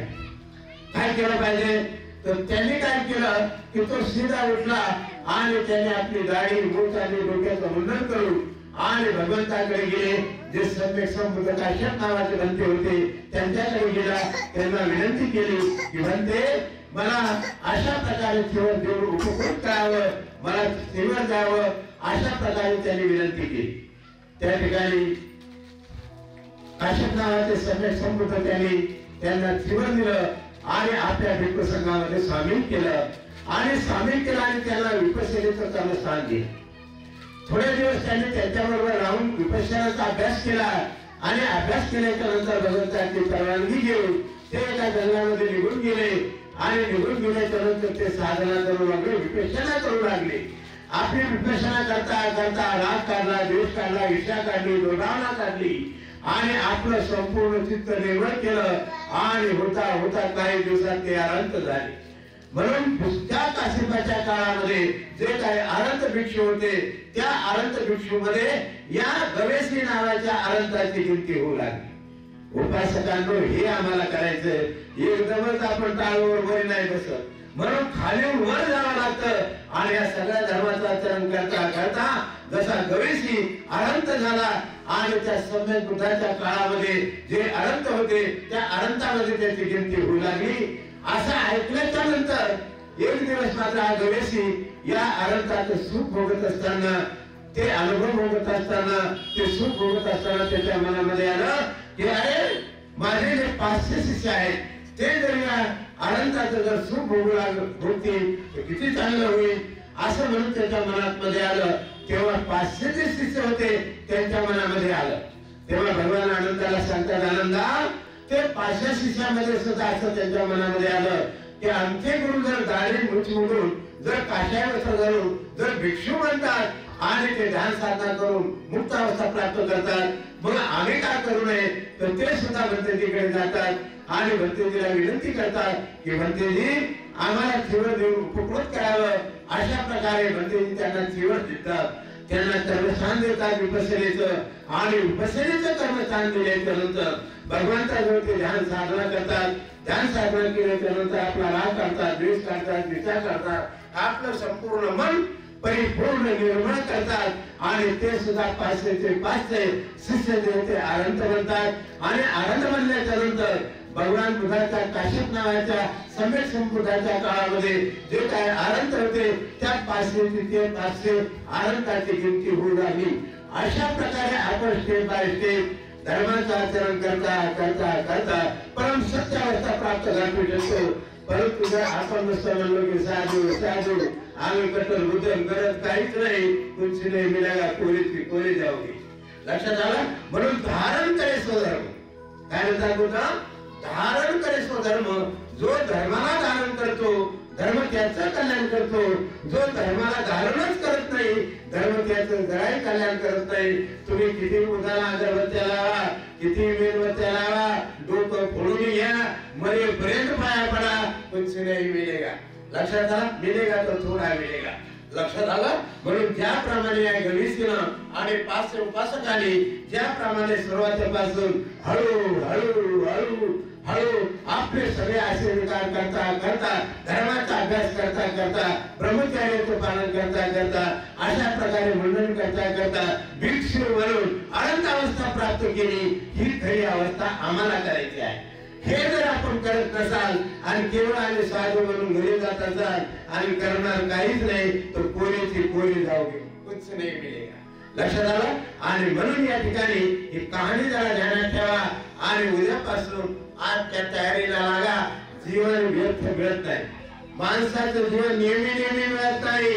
कधीतरी आपण काहीतरी मोठी पुण्यकर्म केली, त्या पुण्यकर्माच्या प्रभावाने आज आम्हाला मनुष्य जीवन मिळालं आणि एवढं मनुष्य जीवन मिळालं की निसर्गाने या मनुष्याला एवढी ताकद, एवढी बुद्धी, एवढी शक्ती दिली की सोमुख घेऊन अंतर्मुख घेऊन सगळ्या विचाराला नष्ट करून तो परम सत्य अवस्था प्राप्त करू शकतो. पुन्हा जन्माला तो येऊ शकत नाही. सगळं या ठिकाणी भौतिक कायमचं थांबतं. पुन्हा तो जन्माला येत नाही. परम अवस्था त्याला प्राप्त होते. यासाठी हा धर्म आहे. केवळ बुद्धमय बुद्ध मला नाही येते, त्याला नाही येते, याला जास्त येते, त्याला नाही येते, कारण जीवन असंच जाईल. म्हणा साधू साधू. म्हणून आपण इकडे तिकडे न फिरता या गोष्टीचा या प्रवचनाचा ठीक विचार करा आणि सुरुवातीपासून तर अखेरपर्यंत जाण्याचा प्रयत्न करा. तरच आपण खरे बौद्ध आहोत, खरेच बाबासाहेबांचे अन्वयी आहोत. नाही तर कोणी आहेत, कोणी आहेत आहे गेले ते गेले, अर्धे इकडं अर्धे तिकडं. म्हणा साधू साधू. जमलं नाही काम. साधू काय जमलं नाही. मला आळस यायला लागलाय तुमचं भाऊ. म्हणा साधू साधू साधू. बुद्धं नमामि, धम्मं नमामि, संघं नमामि. या ठिकाणी माझ्या उजव्या बाजूला बसलेले डॉक्टर भगवंत इंद्रवंती मास्तरी हे आपल्याला प्रवचन देणार आहे. जसं प्रवचन आता तुम्ही आता माझं ऐकलं त्याचप्रमाणे शांतता बाळगा. लहान मुलांनी उठून जाऊ नका आणि तुम्ही सुद्धा उठून पळू नका. लक्षात आलं. तुमचं उठणं पळणं मामुला काही जमेला. लक्षात आलं. एकदा बसलं की जेव्हा आशीर्वाद देतात तेव्हाच उठायचं, वरना कोणी उठायचं नाही. मला एकदा साधू. या ठिकाणी माझ्या उजव्या बाजूला बसलेले डॉक्टर भगवंत इंद्रवंती मास्तरी हे आपल्याला धर्मदेशना देणार आहे. मी आपल्यातर्फे माझ्यातर्फे भंतेजीला अशी विनंती करतो की भंतेजीने आम्हाला धर्मदेशना देऊन आम्हाला उपकृत करावं असं मी भंतेजीला पुन्हा एकदा आपल्यातर्फे आणि माझ्यातर्फे भंतेजीला विनंती करतो की आम्हाला देशना देऊन आम्हाला उपकृत करावं असं मी भंतेजीला विनंती करतो.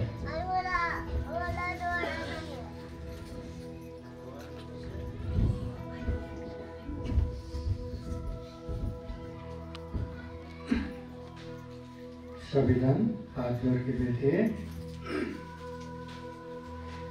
पुण्यं ते पुरिसो कैराते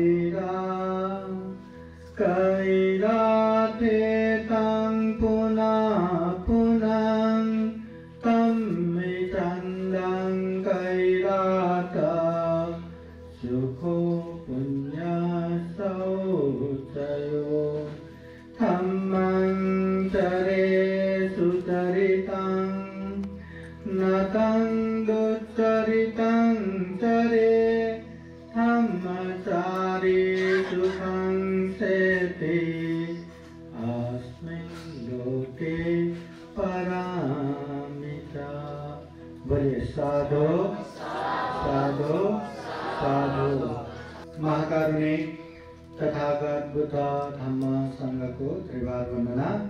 परम पूजनीय बोधिसत्व डॉक्टर बाबा साहब अम्बेडकर आज के कार्यक्रम में उपस्थित पूजनीय भिक्षुगण, श्रद्धा संपन्न, बुद्धि संपन्न उपासक उपासिकाएं। महाकारुणिक तथागत बुद्ध कहते हैं पुण्यं ते पुरिसो कैरा थे तम पुनः पुनः।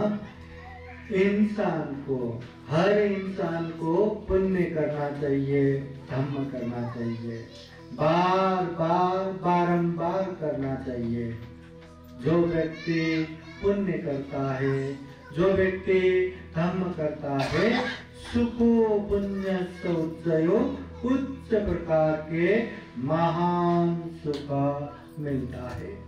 इसलिए तथागत बुद्ध वो पुण्य करने के लिए, वो धम्म करने के लिए बार बार कहते हैं तम्मं चरे सुचरितं नतं दुच्चरितं चरे।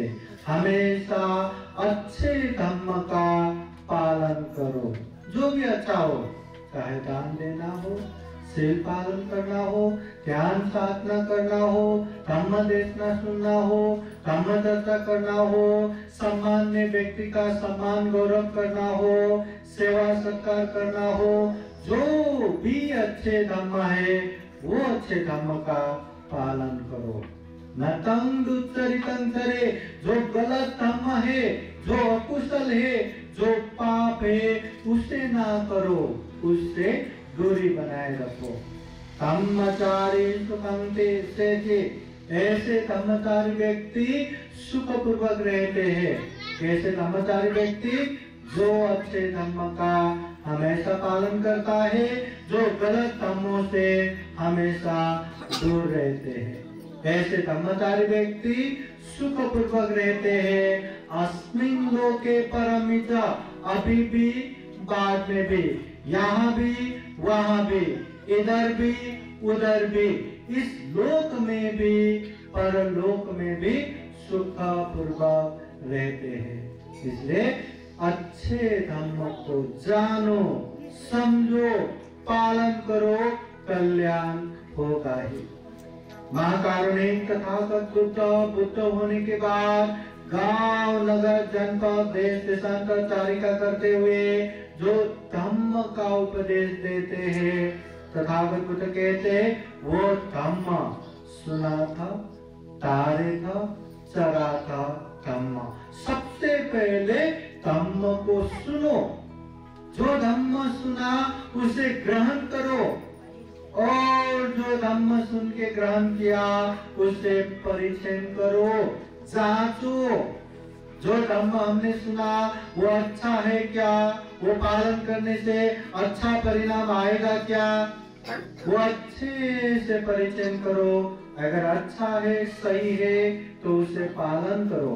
अगर अच्छा नहीं लगा, समझ में नहीं आया तो उसे अलग रखो, दूर रखो।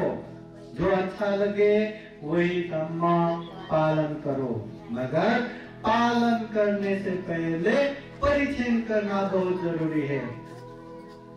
ये महाकारुणिक तथागत बुद्ध का उपदेश है। बुद्ध भी बार बार कहते हैं मैंने कहा है या बुद्ध ने कहा है करके भी आंखें बंद करके स्वीकार मत करो। हम इंसान है, हम में चिंतन मनन शक्ति है, हम में विवेक बुद्धि है, हम में प्रज्ञा है। हर चीज को अच्छा बुरा, पाप धर्म, कुशल अकुशल, योग्य अयोग्य अच्छे से समझ सकते हैं। अगर ऐसा समझ सकते हैं तो अच्छे धर्म पालन भी कर सकते हैं, गलत धर्म से दूर भी हो सकते हैं। तो हम इंसान हैं। हर बातें सुनते ही साधु साधु करके आंखें बंद करके स्वीकार करना नहीं है। अच्छे से जांच के परख के अच्छा है तो ही पालन करना है। आज के समय में हर किसी के गले में गहना रहता है, मगर सोने का काम करने वाला व्यक्ति हर पीला धातु देखते ही ये सोना है ऐसा मानते हैं क्या? आज के समय में नकली गहना भी ओरिजिनल से भी ज्यादा सुंदर दिखता है, ज्यादा चमकता है।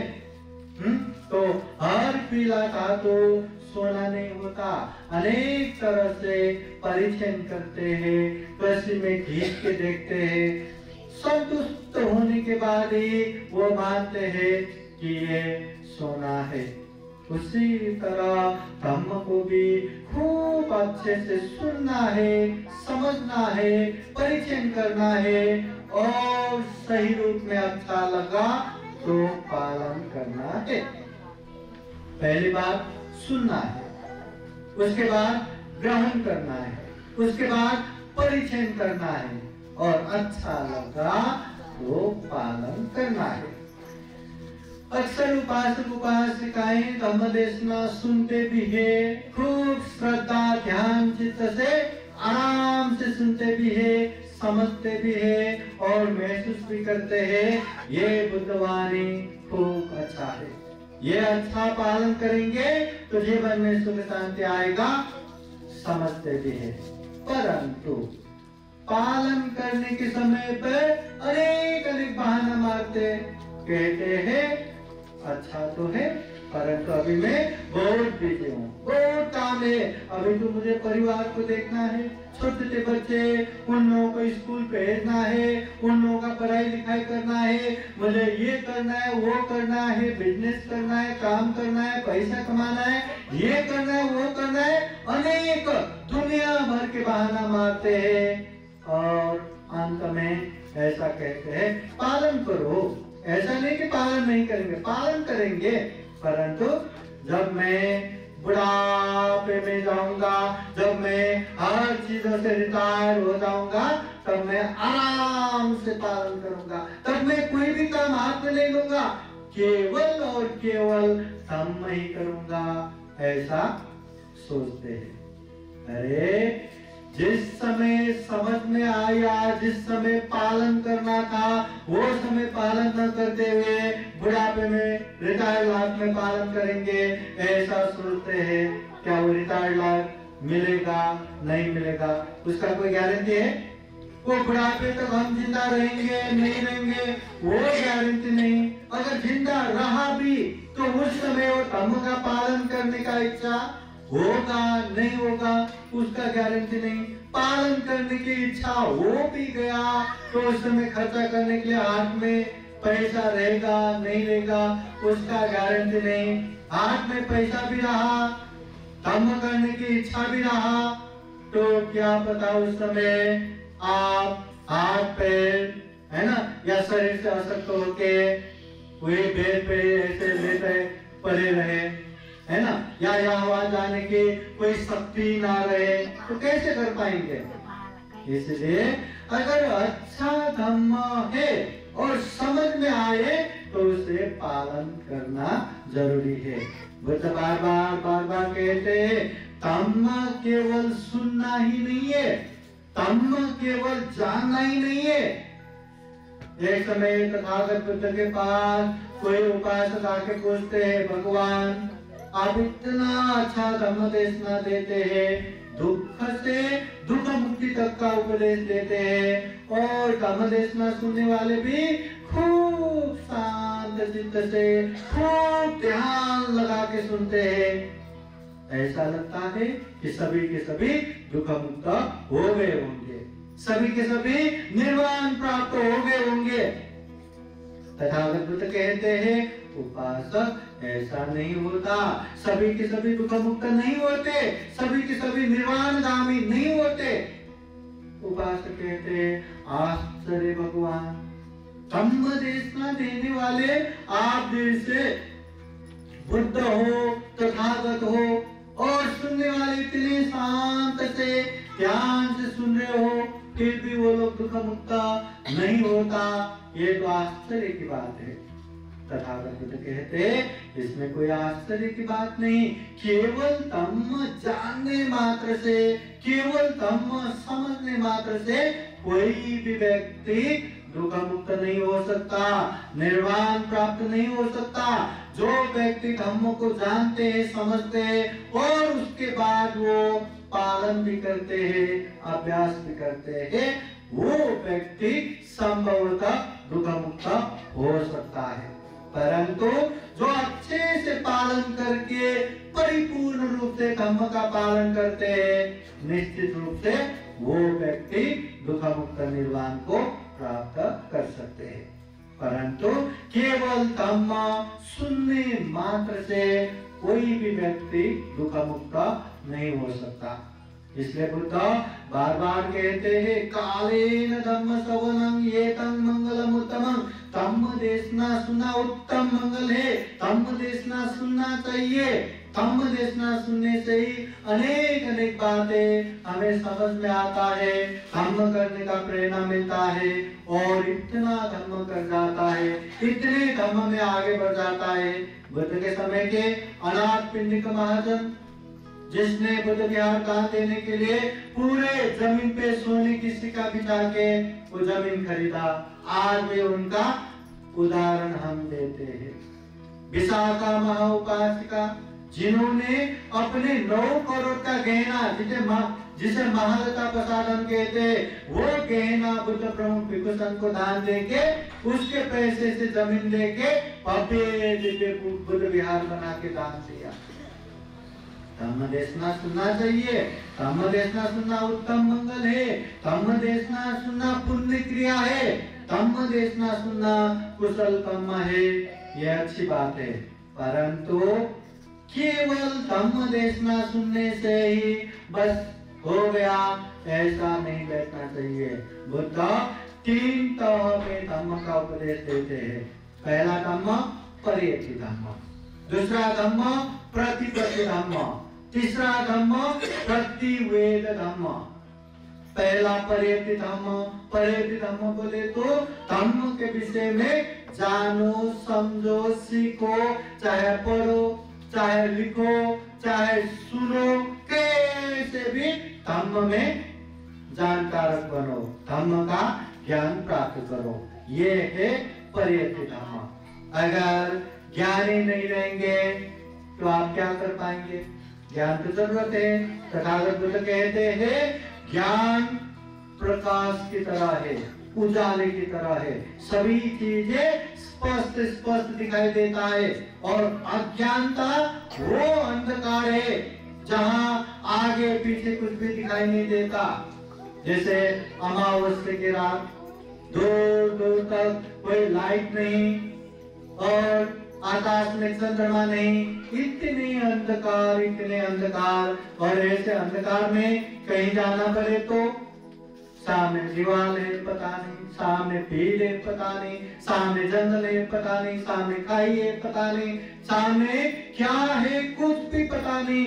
और ऐसे जगह में हम चलेंगे तो जहाँ चल रहे हैं वहां पहुंचेंगे उसका कोई गारंटी नहीं, बीच में ही कुछ भी हो सकता है। तो अंधकार की तरह है अज्ञानता और ज्ञान उजाले की तरह। अब इतने अंधकार, अमावस्या के रात में हाथ में टॉर्च लाइट है और रास्ता दिखा के हम अपनी जगह पे आराम से पहुंच सकते हैं। तो उजाला है ज्ञान, इसलिए धम्म का ज्ञान होना बहुत जरूरी है। पहला परियति ज्ञान, दूसरा है प्रतिपत्ति ज्ञान। प्रतिपत्ति ज्ञान बोले तो जो धम्म हमने जाना सीखा उसे पालन भी करो। केवल ये करना चाहिए, ये करना चाहिए, वो करना चाहिए, वो करना चाहिए, ये नहीं करना चाहिए, वो नहीं करना चाहिए, केवल जानने मात्र से हमारा कल्याण नहीं होगा। आप लोगों को पता है, जो व्यक्ति धम्म का खूब जानकार रखे, खुद भी जानते, दूसरों को भी सिखाते, अगर वो व्यक्ति धम्म का पालन ना करे तो देखना सबसे ज्यादा बेचैनी, सबसे ज्यादा दुखी वही रहेगा। धम्म जानने मात्र से प्रशस्त नहीं है, धम्म का पालन भी करना चाहिए। इसलिए बुद्ध प्रतिपत्ति धम्म का उपदेश देते, जो धम्म जानते उससे पालन भी करो, उसे अभ्यास भी करो। केवल जानने के लिए धम्म नहीं है, पालन करने के लिए धम्म है। जो धम्म का पालन करेंगे, जो धम्म का अभ्यास करेंगे, धम्म हमेशा उसका रक्षा करता है। धम्मो हवे रक्षति धम्मचारे, ये बुद्धवाणी है। जो धम्म करता है, धम्म हमेशा उसका आरक्षण करता है। कभी जीवन में बड़ा बड़ा मुसीबत आना था, छोटे मोटे मुसीबत में खत्म हो गया। जब बड़ा बड़ा एक्सीडेंट होना था, छोटे मोटे खरोच में वो भी चला गया। जीवन में इतना बड़ा बड़ा इश्यू आता है, छोटे मोटे में कब खत्म होगा पता ही नहीं चलता। और जो धम्म न करने वाले व्यक्ति के जीवन में छोटा सा इश्यू आता है, वही बढ़ के इतना बड़ा बन जाता है कि धमाका कर जाता है, जीवन को नष्ट ध्वस्त कर जाता है। इसलिए धम्म करने वाले को हमेशा धम्म रक्षा करता है। इसलिए धम्म का पालन करो, अभ्यास करो, ये है प्रतिपत्ति धम्म। अब तथागत बुद्ध धम्म पालन करना चाहिए, सिर्फ इतना ही उपदेश नहीं देते, प्रति वेद धम्म को परिपूर्ण रूप से पालन करो, तब जाके हम दुख मुक्ति के मार्ग फल प्राप्त कर पाएंगे। श्रोतापत्ति फल, सकृदागामी फल, अनागामी फल, अरहत फल। दुख मुक्ति का मार्ग फल तभी हमें प्राप्त होगा जब हम धम्म को परिपूर्ण रूप से पालन करेंगे। हाँ, अभी दान देना चाहिए कि नहीं? दान देना चाहिए। हम दान देते हैं कि नहीं? दान देने से ही कल्याण होगा, ये पता है कि नहीं? पता है, परंतु हम दान कब कब देते हैं? साल में एक बार या 5 साल में एक बार, है ना? हर साल देते हैं। यस, हाँ, हर साल दान देते हैं। अभी हम कहेंगे कि जीवन जीने के लिए खाना खाना चाहिए, सत्य सत्ता आहार अतिथिका। तथागत बुद्ध कहते सारे प्राणी आहार पे निर्भर है, बिना आहार कोई भी जिंदा नहीं रह सकता, तो खाना खाना चाहिए। तो क्या हम 5 साल में एक बार खाएंगे? साल में एक बार खाएंगे? महीने में एक बार? हफ्ते में एक बार? दिन में एक बार? नहीं, दिन में भी एक बार नहीं, 3 बार 4 बार खाएंगे। जिस तरह खाना हम निरंतर खाते हैं, बिना खाने के हम जिंदा नहीं रह सकते, वैसे ही पुण्य भी निरंतर करना चाहिए। तो दान साल में एक बार नहीं, महीने में एक बार नहीं, हफ्ते में एक बार नहीं, दिन में एक बार नहीं, दिन में भी कई बार हमें दान करते रहना चाहिए, शील पालन करते रहना चाहिए, ध्यान साधना करते रहना चाहिए, पुण्य कार्य निरंतर करना चाहिए। कभी कभी पालन करने से क्या ही लाभ होगा, कितना ही लाभ होगा।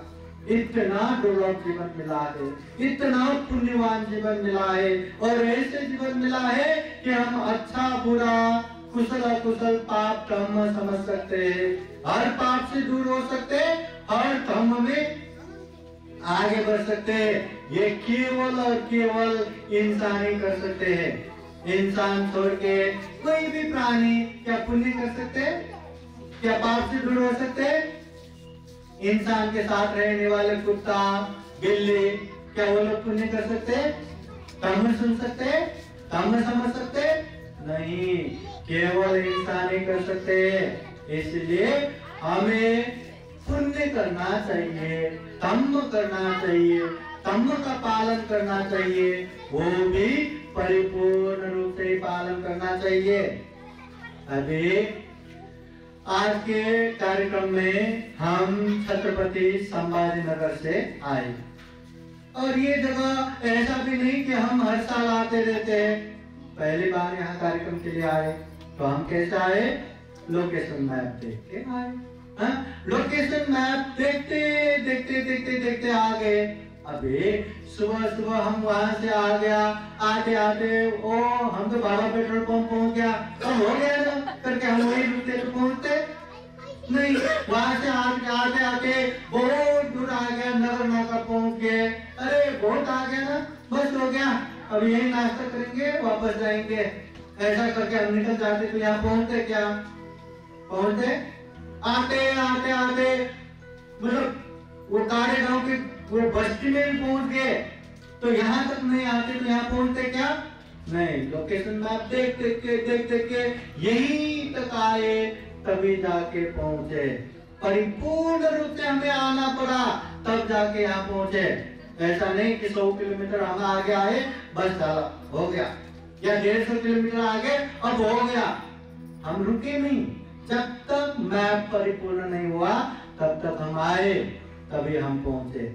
वैसे ही महाकारुणिक तथागत बुद्ध ने दुख से दुख मुक्ति तक का लोकेशन मैप बरोबर ठीक करके रखा है और वो लोकेशन मैप के पॉइंट पे बाबा साहब की पुण्याई बाबा साहब ने हमें वहां लाके खड़ा किया है। बस हमें धम्म जानना है, समझना है, अभ्यास करना है, आगे बढ़ना है। बस जितना धम्म का अभ्यास करेंगे हमें वो लोकेशन मैप बरोबर दुख मुक्ति तक ही पहुंचा देगा, परंतु पालन करना है। वही किनारे बैठ के अरे वाह वाह वाह ये तो कितना अच्छा है, ये रास्ता तो देखो दुख मुक्ति तक पहुंचाएगा, अरे वाह वाह इस रास्ते का क्या कहना करके हम वहीं बैठे बैठे स्तुति करते रहेंगे, वहीं बैठे बैठे भक्ति भाव करके बैठेंगे, पर चलेंगे नहीं, अभ्यास नहीं करेंगे तो क्या हम दुख मुक्ति की तरफ जा पाएंगे? तो भगवान बुद्ध का धम्म हमें कोई फायदा होगा? बाबा साहब ने जो धम्म का दीक्षा दिया वो धम्म का हमें कोई कल्याण होगा? नहीं, ये तो ऐसा ही हो गया ना कि हम बीमार पड़ गए और जल्दी जल्दी बड़े डॉक्टर के पास गए, उसने अच्छा खासा दवा लिख दिया, खूब पैसा खर्चा करके हमने दवा भी लेके आए और दवा सामने भगवान बुद्ध के सामने रख के इस दवा की क्या कहना, ये इतने बड़े डॉक्टर ने दिया हुआ दवा, ये ऐसी दवा है, ये दवा खाते ही मेरा सारा बीमारी छूमंतर हो जाएगा, ऐसे दवा इसकी क्या कहना करके सामने रख के हम पूजा पाठ ही करते रहेंगे पर खाएंगे नहीं, सिर्फ पूजा पाठ ही करेंगे तो वो दवा का कोई फायदा है क्या? फायदा है? बस वैसा ही है तथागत बुद्ध ने जो धम्म का उपदेश दिया दुख से दुख मुक्ति तक पहुंचाने वाला उपदेश है। अगर वो धम्म का पालन करेंगे, वो धम्म का अभ्यास करेंगे और परिपूर्ण रूप से पालन करेंगे तो हम दुख मुक्त हो सकते हैं, हम दुख मुक्त निर्वाण प्राप्त कर सकते हैं। ये ऐसा भी नहीं कि दुनिया में केवल बुद्ध ही दुख मुक्त हो सकते हैं, बाकी नहीं। अरे तथागत बुद्ध ने ये दुख मुक्त निर्वाण प्राप्त करने के बाद गांव नगर जनपद देश देशांतर चारिका करते हुए उपदेश दिए तो हजारों ने, लाखों ने, करोड़ों लोगों ने ये ज्ञान को महसूस किया, ये ज्ञान का अभ्यास करके दुख मुक्त मार्ग फल प्राप्त किया। अब करोड़ों लोग ये ज्ञान प्राप्त कर सकते हैं तो हम वो मार्ग पे चलेंगे तो हमें प्राप्त नहीं होगा क्या? हम छत्रपति संभाजी नगर से लोकेशन मैप लगा के यहाँ पहुंच सकते हैं तो दूसरे नहीं पहुंच सकते क्या? जो आएगा कोई भी पहुंच सकते हैं, जो तथागत बुद्ध के धम्म को जान के समझ के पालन करेंगे हर कोई वो दुख मुक्त मार्ग फल पहुंच सकते हैं। इसलिए महाकारुणिक तथागत बुद्ध कहते हैं धम्म केवल जानना ही काफी नहीं है, उसे पालन करना है। धम्म को केवल पालन करना ही काफी नहीं है, परिपूर्ण रूप से पालन करना है। अगर सही धम्म को सही तरह से जान के पालन करेंगे तो हम दुख मुक्त निर्वाण भी प्राप्त कर सकते हैं। ये महाकारुणिक तथागत बुद्ध के उपदेश से धम्म है, पालन करेंगे तो उसका परिणाम मिलेगा ही। ये तथागत बुद्ध के धम्म केवल जानने के लिए, केवल ये इतना बड़ा है उतना बड़ा है, विदेशो विदेशो कहने के लिए नहीं है। ये धम्म जान के पालन करने के लिए है। महाकारुणिक तथागत बुद्ध अनेक अनेक उदाहरण देके हमें समझाते हैं कि धम्म क्या करेगा। अगर कोई व्यक्ति सुनसान राह पे चल रहे और ऐसे में उसके छाती पे कोई बाण आके लगे और कोई भला इंसान देखे अरे इसको छाती में बाण लग गया, वहाँ घाव हो गया, वहाँ खून बहने लगा, चलो इसका बाण निकाल देते हैं, मलहम पट्टी लगा के देते हैं, ऐसा कहते हुए वो भला इंसान बाण निकालने के लिए जाए तो वो घायल इंसान ठहरो ठहरो, ये बाण मत निकालो, पहले ये बताओ ये बाण किसने मारा, ये बाण मारने वाला व्यक्ति कौन है, वो महिला है कि पुरुष है, उसका नाम क्या है, गोत्र क्या है, जात क्या है, उसका गांव क्या है, उसके परिवार में कौन कौन है। ऐसा अनेक प्रश्न करते रहना चाहिए या बाण निकाल के मलहम पट्टी करना चाहिए। क्या करना चाहिए? उपासिका क्या करेगा, क्या करा लगे, हाँ क्या करना चाहिए? मलहम पट्टी करना चाहिए। समझ में आए? हाँ समझ ले। उस समय पहले बाण निकालना चाहिए, बाण निकाल के मलहम पट्टी करना चाहिए। अगर बाण निकाले बिना, मलहम पट्टी किए बिना अनेक अनेक प्रश्न करते रहेंगे तो जिंदगी खत्म हो जाएगा, वो मर जाएगा, परंतु प्रश्न खत्म नहीं होगा। इसलिए दुनियादारी में अनेक काम है, सबका अपना अपना कर्तव्य है। माता पिता का कर्तव्य है, बच्चों का कर्तव्य है, पढ़ाने वालों का कर्तव्य है, पढ़ने वालों का कर्तव्य है, काम करने वालों का कर्तव्य है, काम कराने वालों का कर्तव्य है, सबका अपना अपना कर्तव्य है। ये दुनियादारी चलता रहेगा। ये दुनियादारी कंप्लीट करने से दुख मुक्ति नहीं मिलेगा। तो दुख मुक्ति के मार्ग को प्रमुख टारगेट करते हुए वो मार्ग पे चलना चाहिए और दुनियादारी कर्तव्य भी निर्वाह करते जाना चाहिए।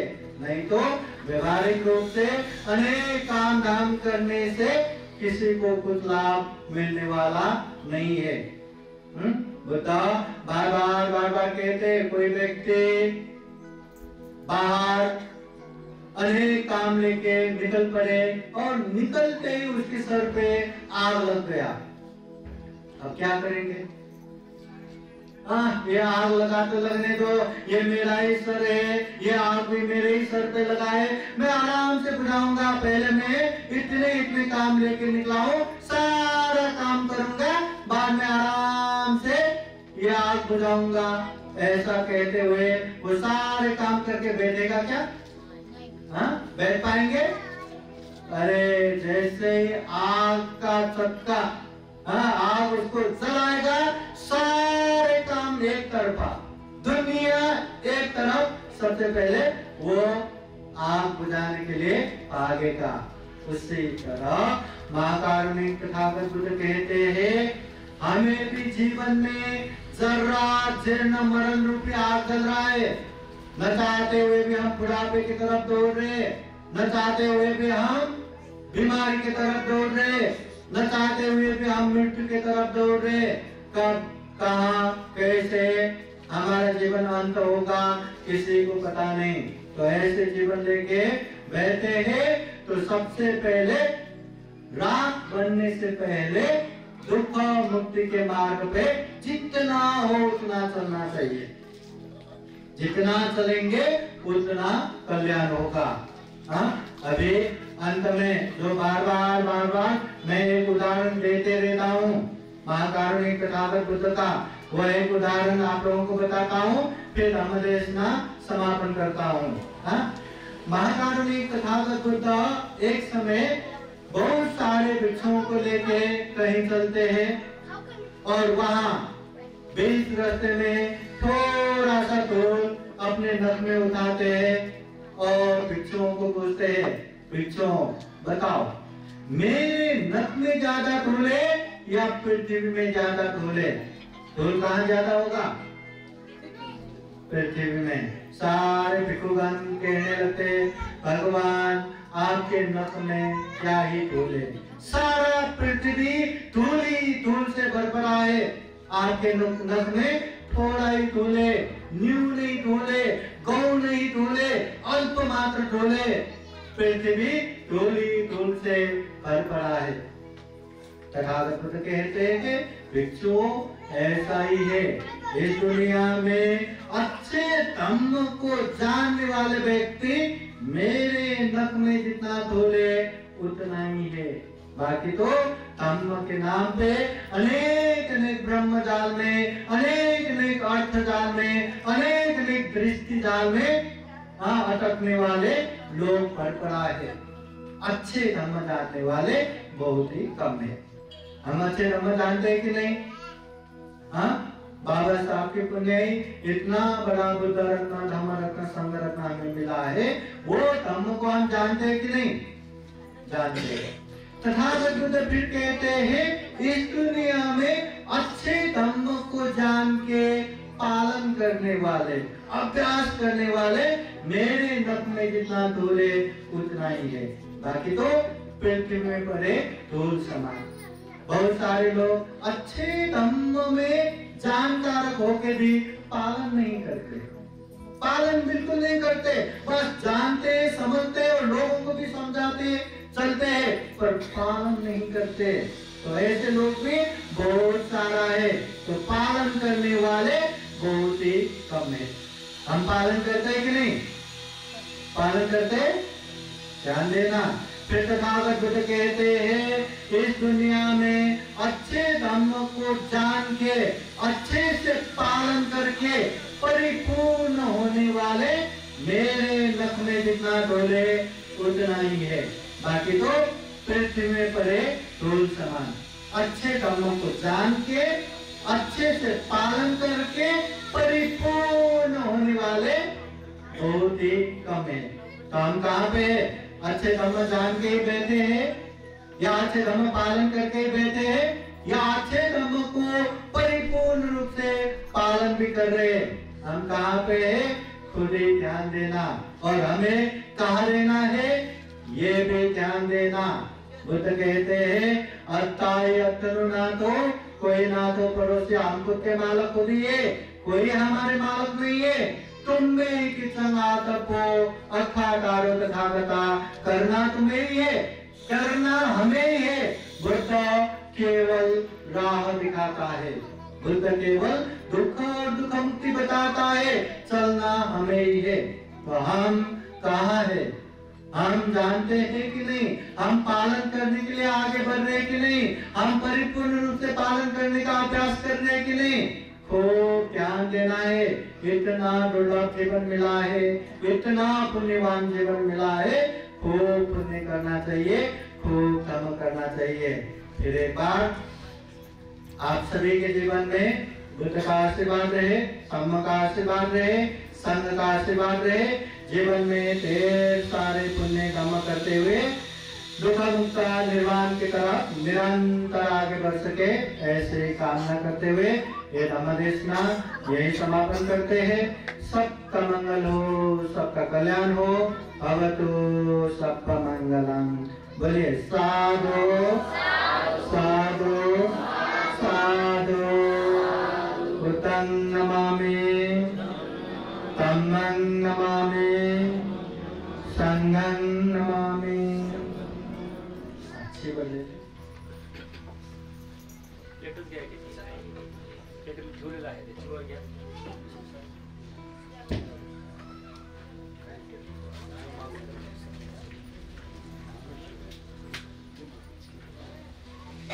Mike, ya pura ya, ¿verdad? Que es loco ya. Mike, घरातले जे मंडळी आहेत ते पुढे या.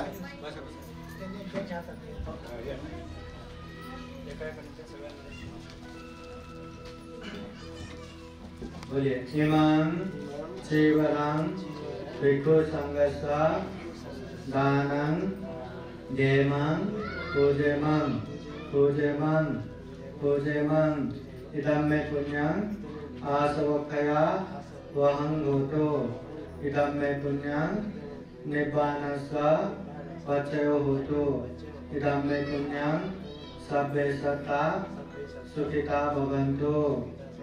साधु साधु साधु दानं ददन्तु सत्ताय शीलं रक्षन्तु सर्वदा भावना विगतावन्तु गच्छन्तु देवतागता सत्ते बुद्धा बलभद्रा भक्तिकानं स्वयं बलं अरन्तानं च तेजेन रक्षं वन्दामि सर्वतो.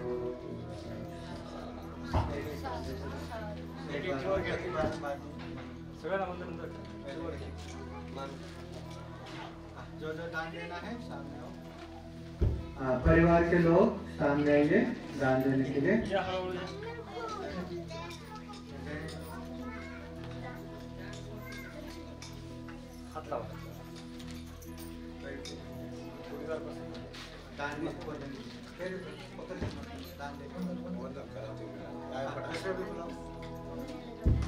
दूसरा भी आइए.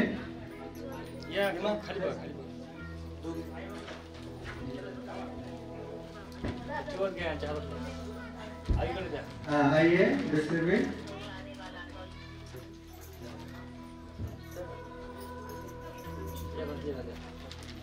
साधु साधु साधु.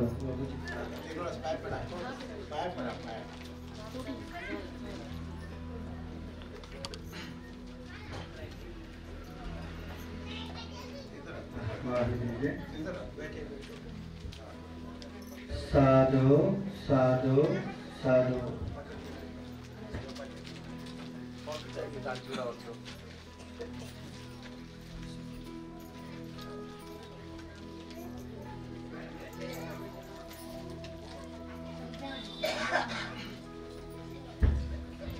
आज सभी जन बैठिए, एक बार आशीर्वाद देते हैं. सभी जन हाथ जोड़ के बैठिए.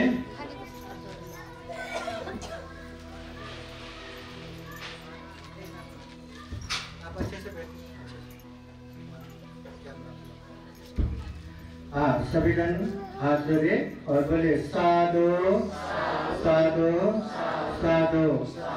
भूतानुभावेन धम्मानुभावेन संघानुभावेन आशीर्वाद देते हैं. सभी देवो विवर्धन्तु सर्व रोगो विनाशतु माते भवन्तु अन्तरायो सुखी दीर्घायुको भव.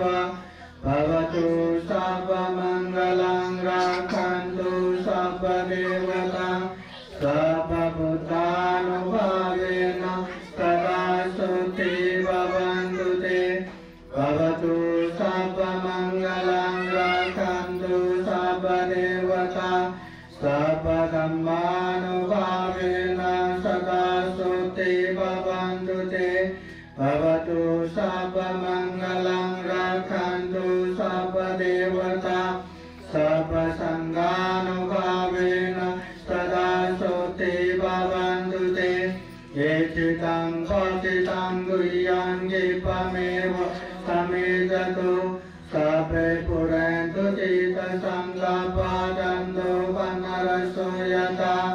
आयु आरोग्य सम्पत्ति सर्ग सम्पत्तिमेव च अतो निब्बान सम्पत्ति विनाते समेततु. साधु साधु साधु. बुद्धं नमामि धम्मं नमामि संघं नमामि. आप सभी के जीवन में खूब खूब सुख हो, शांति हो, मंगल हो, कल्याण हो. आज का ये कार्यक्रम यहीं संपन्न होता है. साधु साधु साधु. बुद्धं नमामि बुद्ध को नमन करता हूँ। धम्मं नमामि, धम्म को नमन करता हूँ। संघं नमामि, संघ को नमन करता हूँ।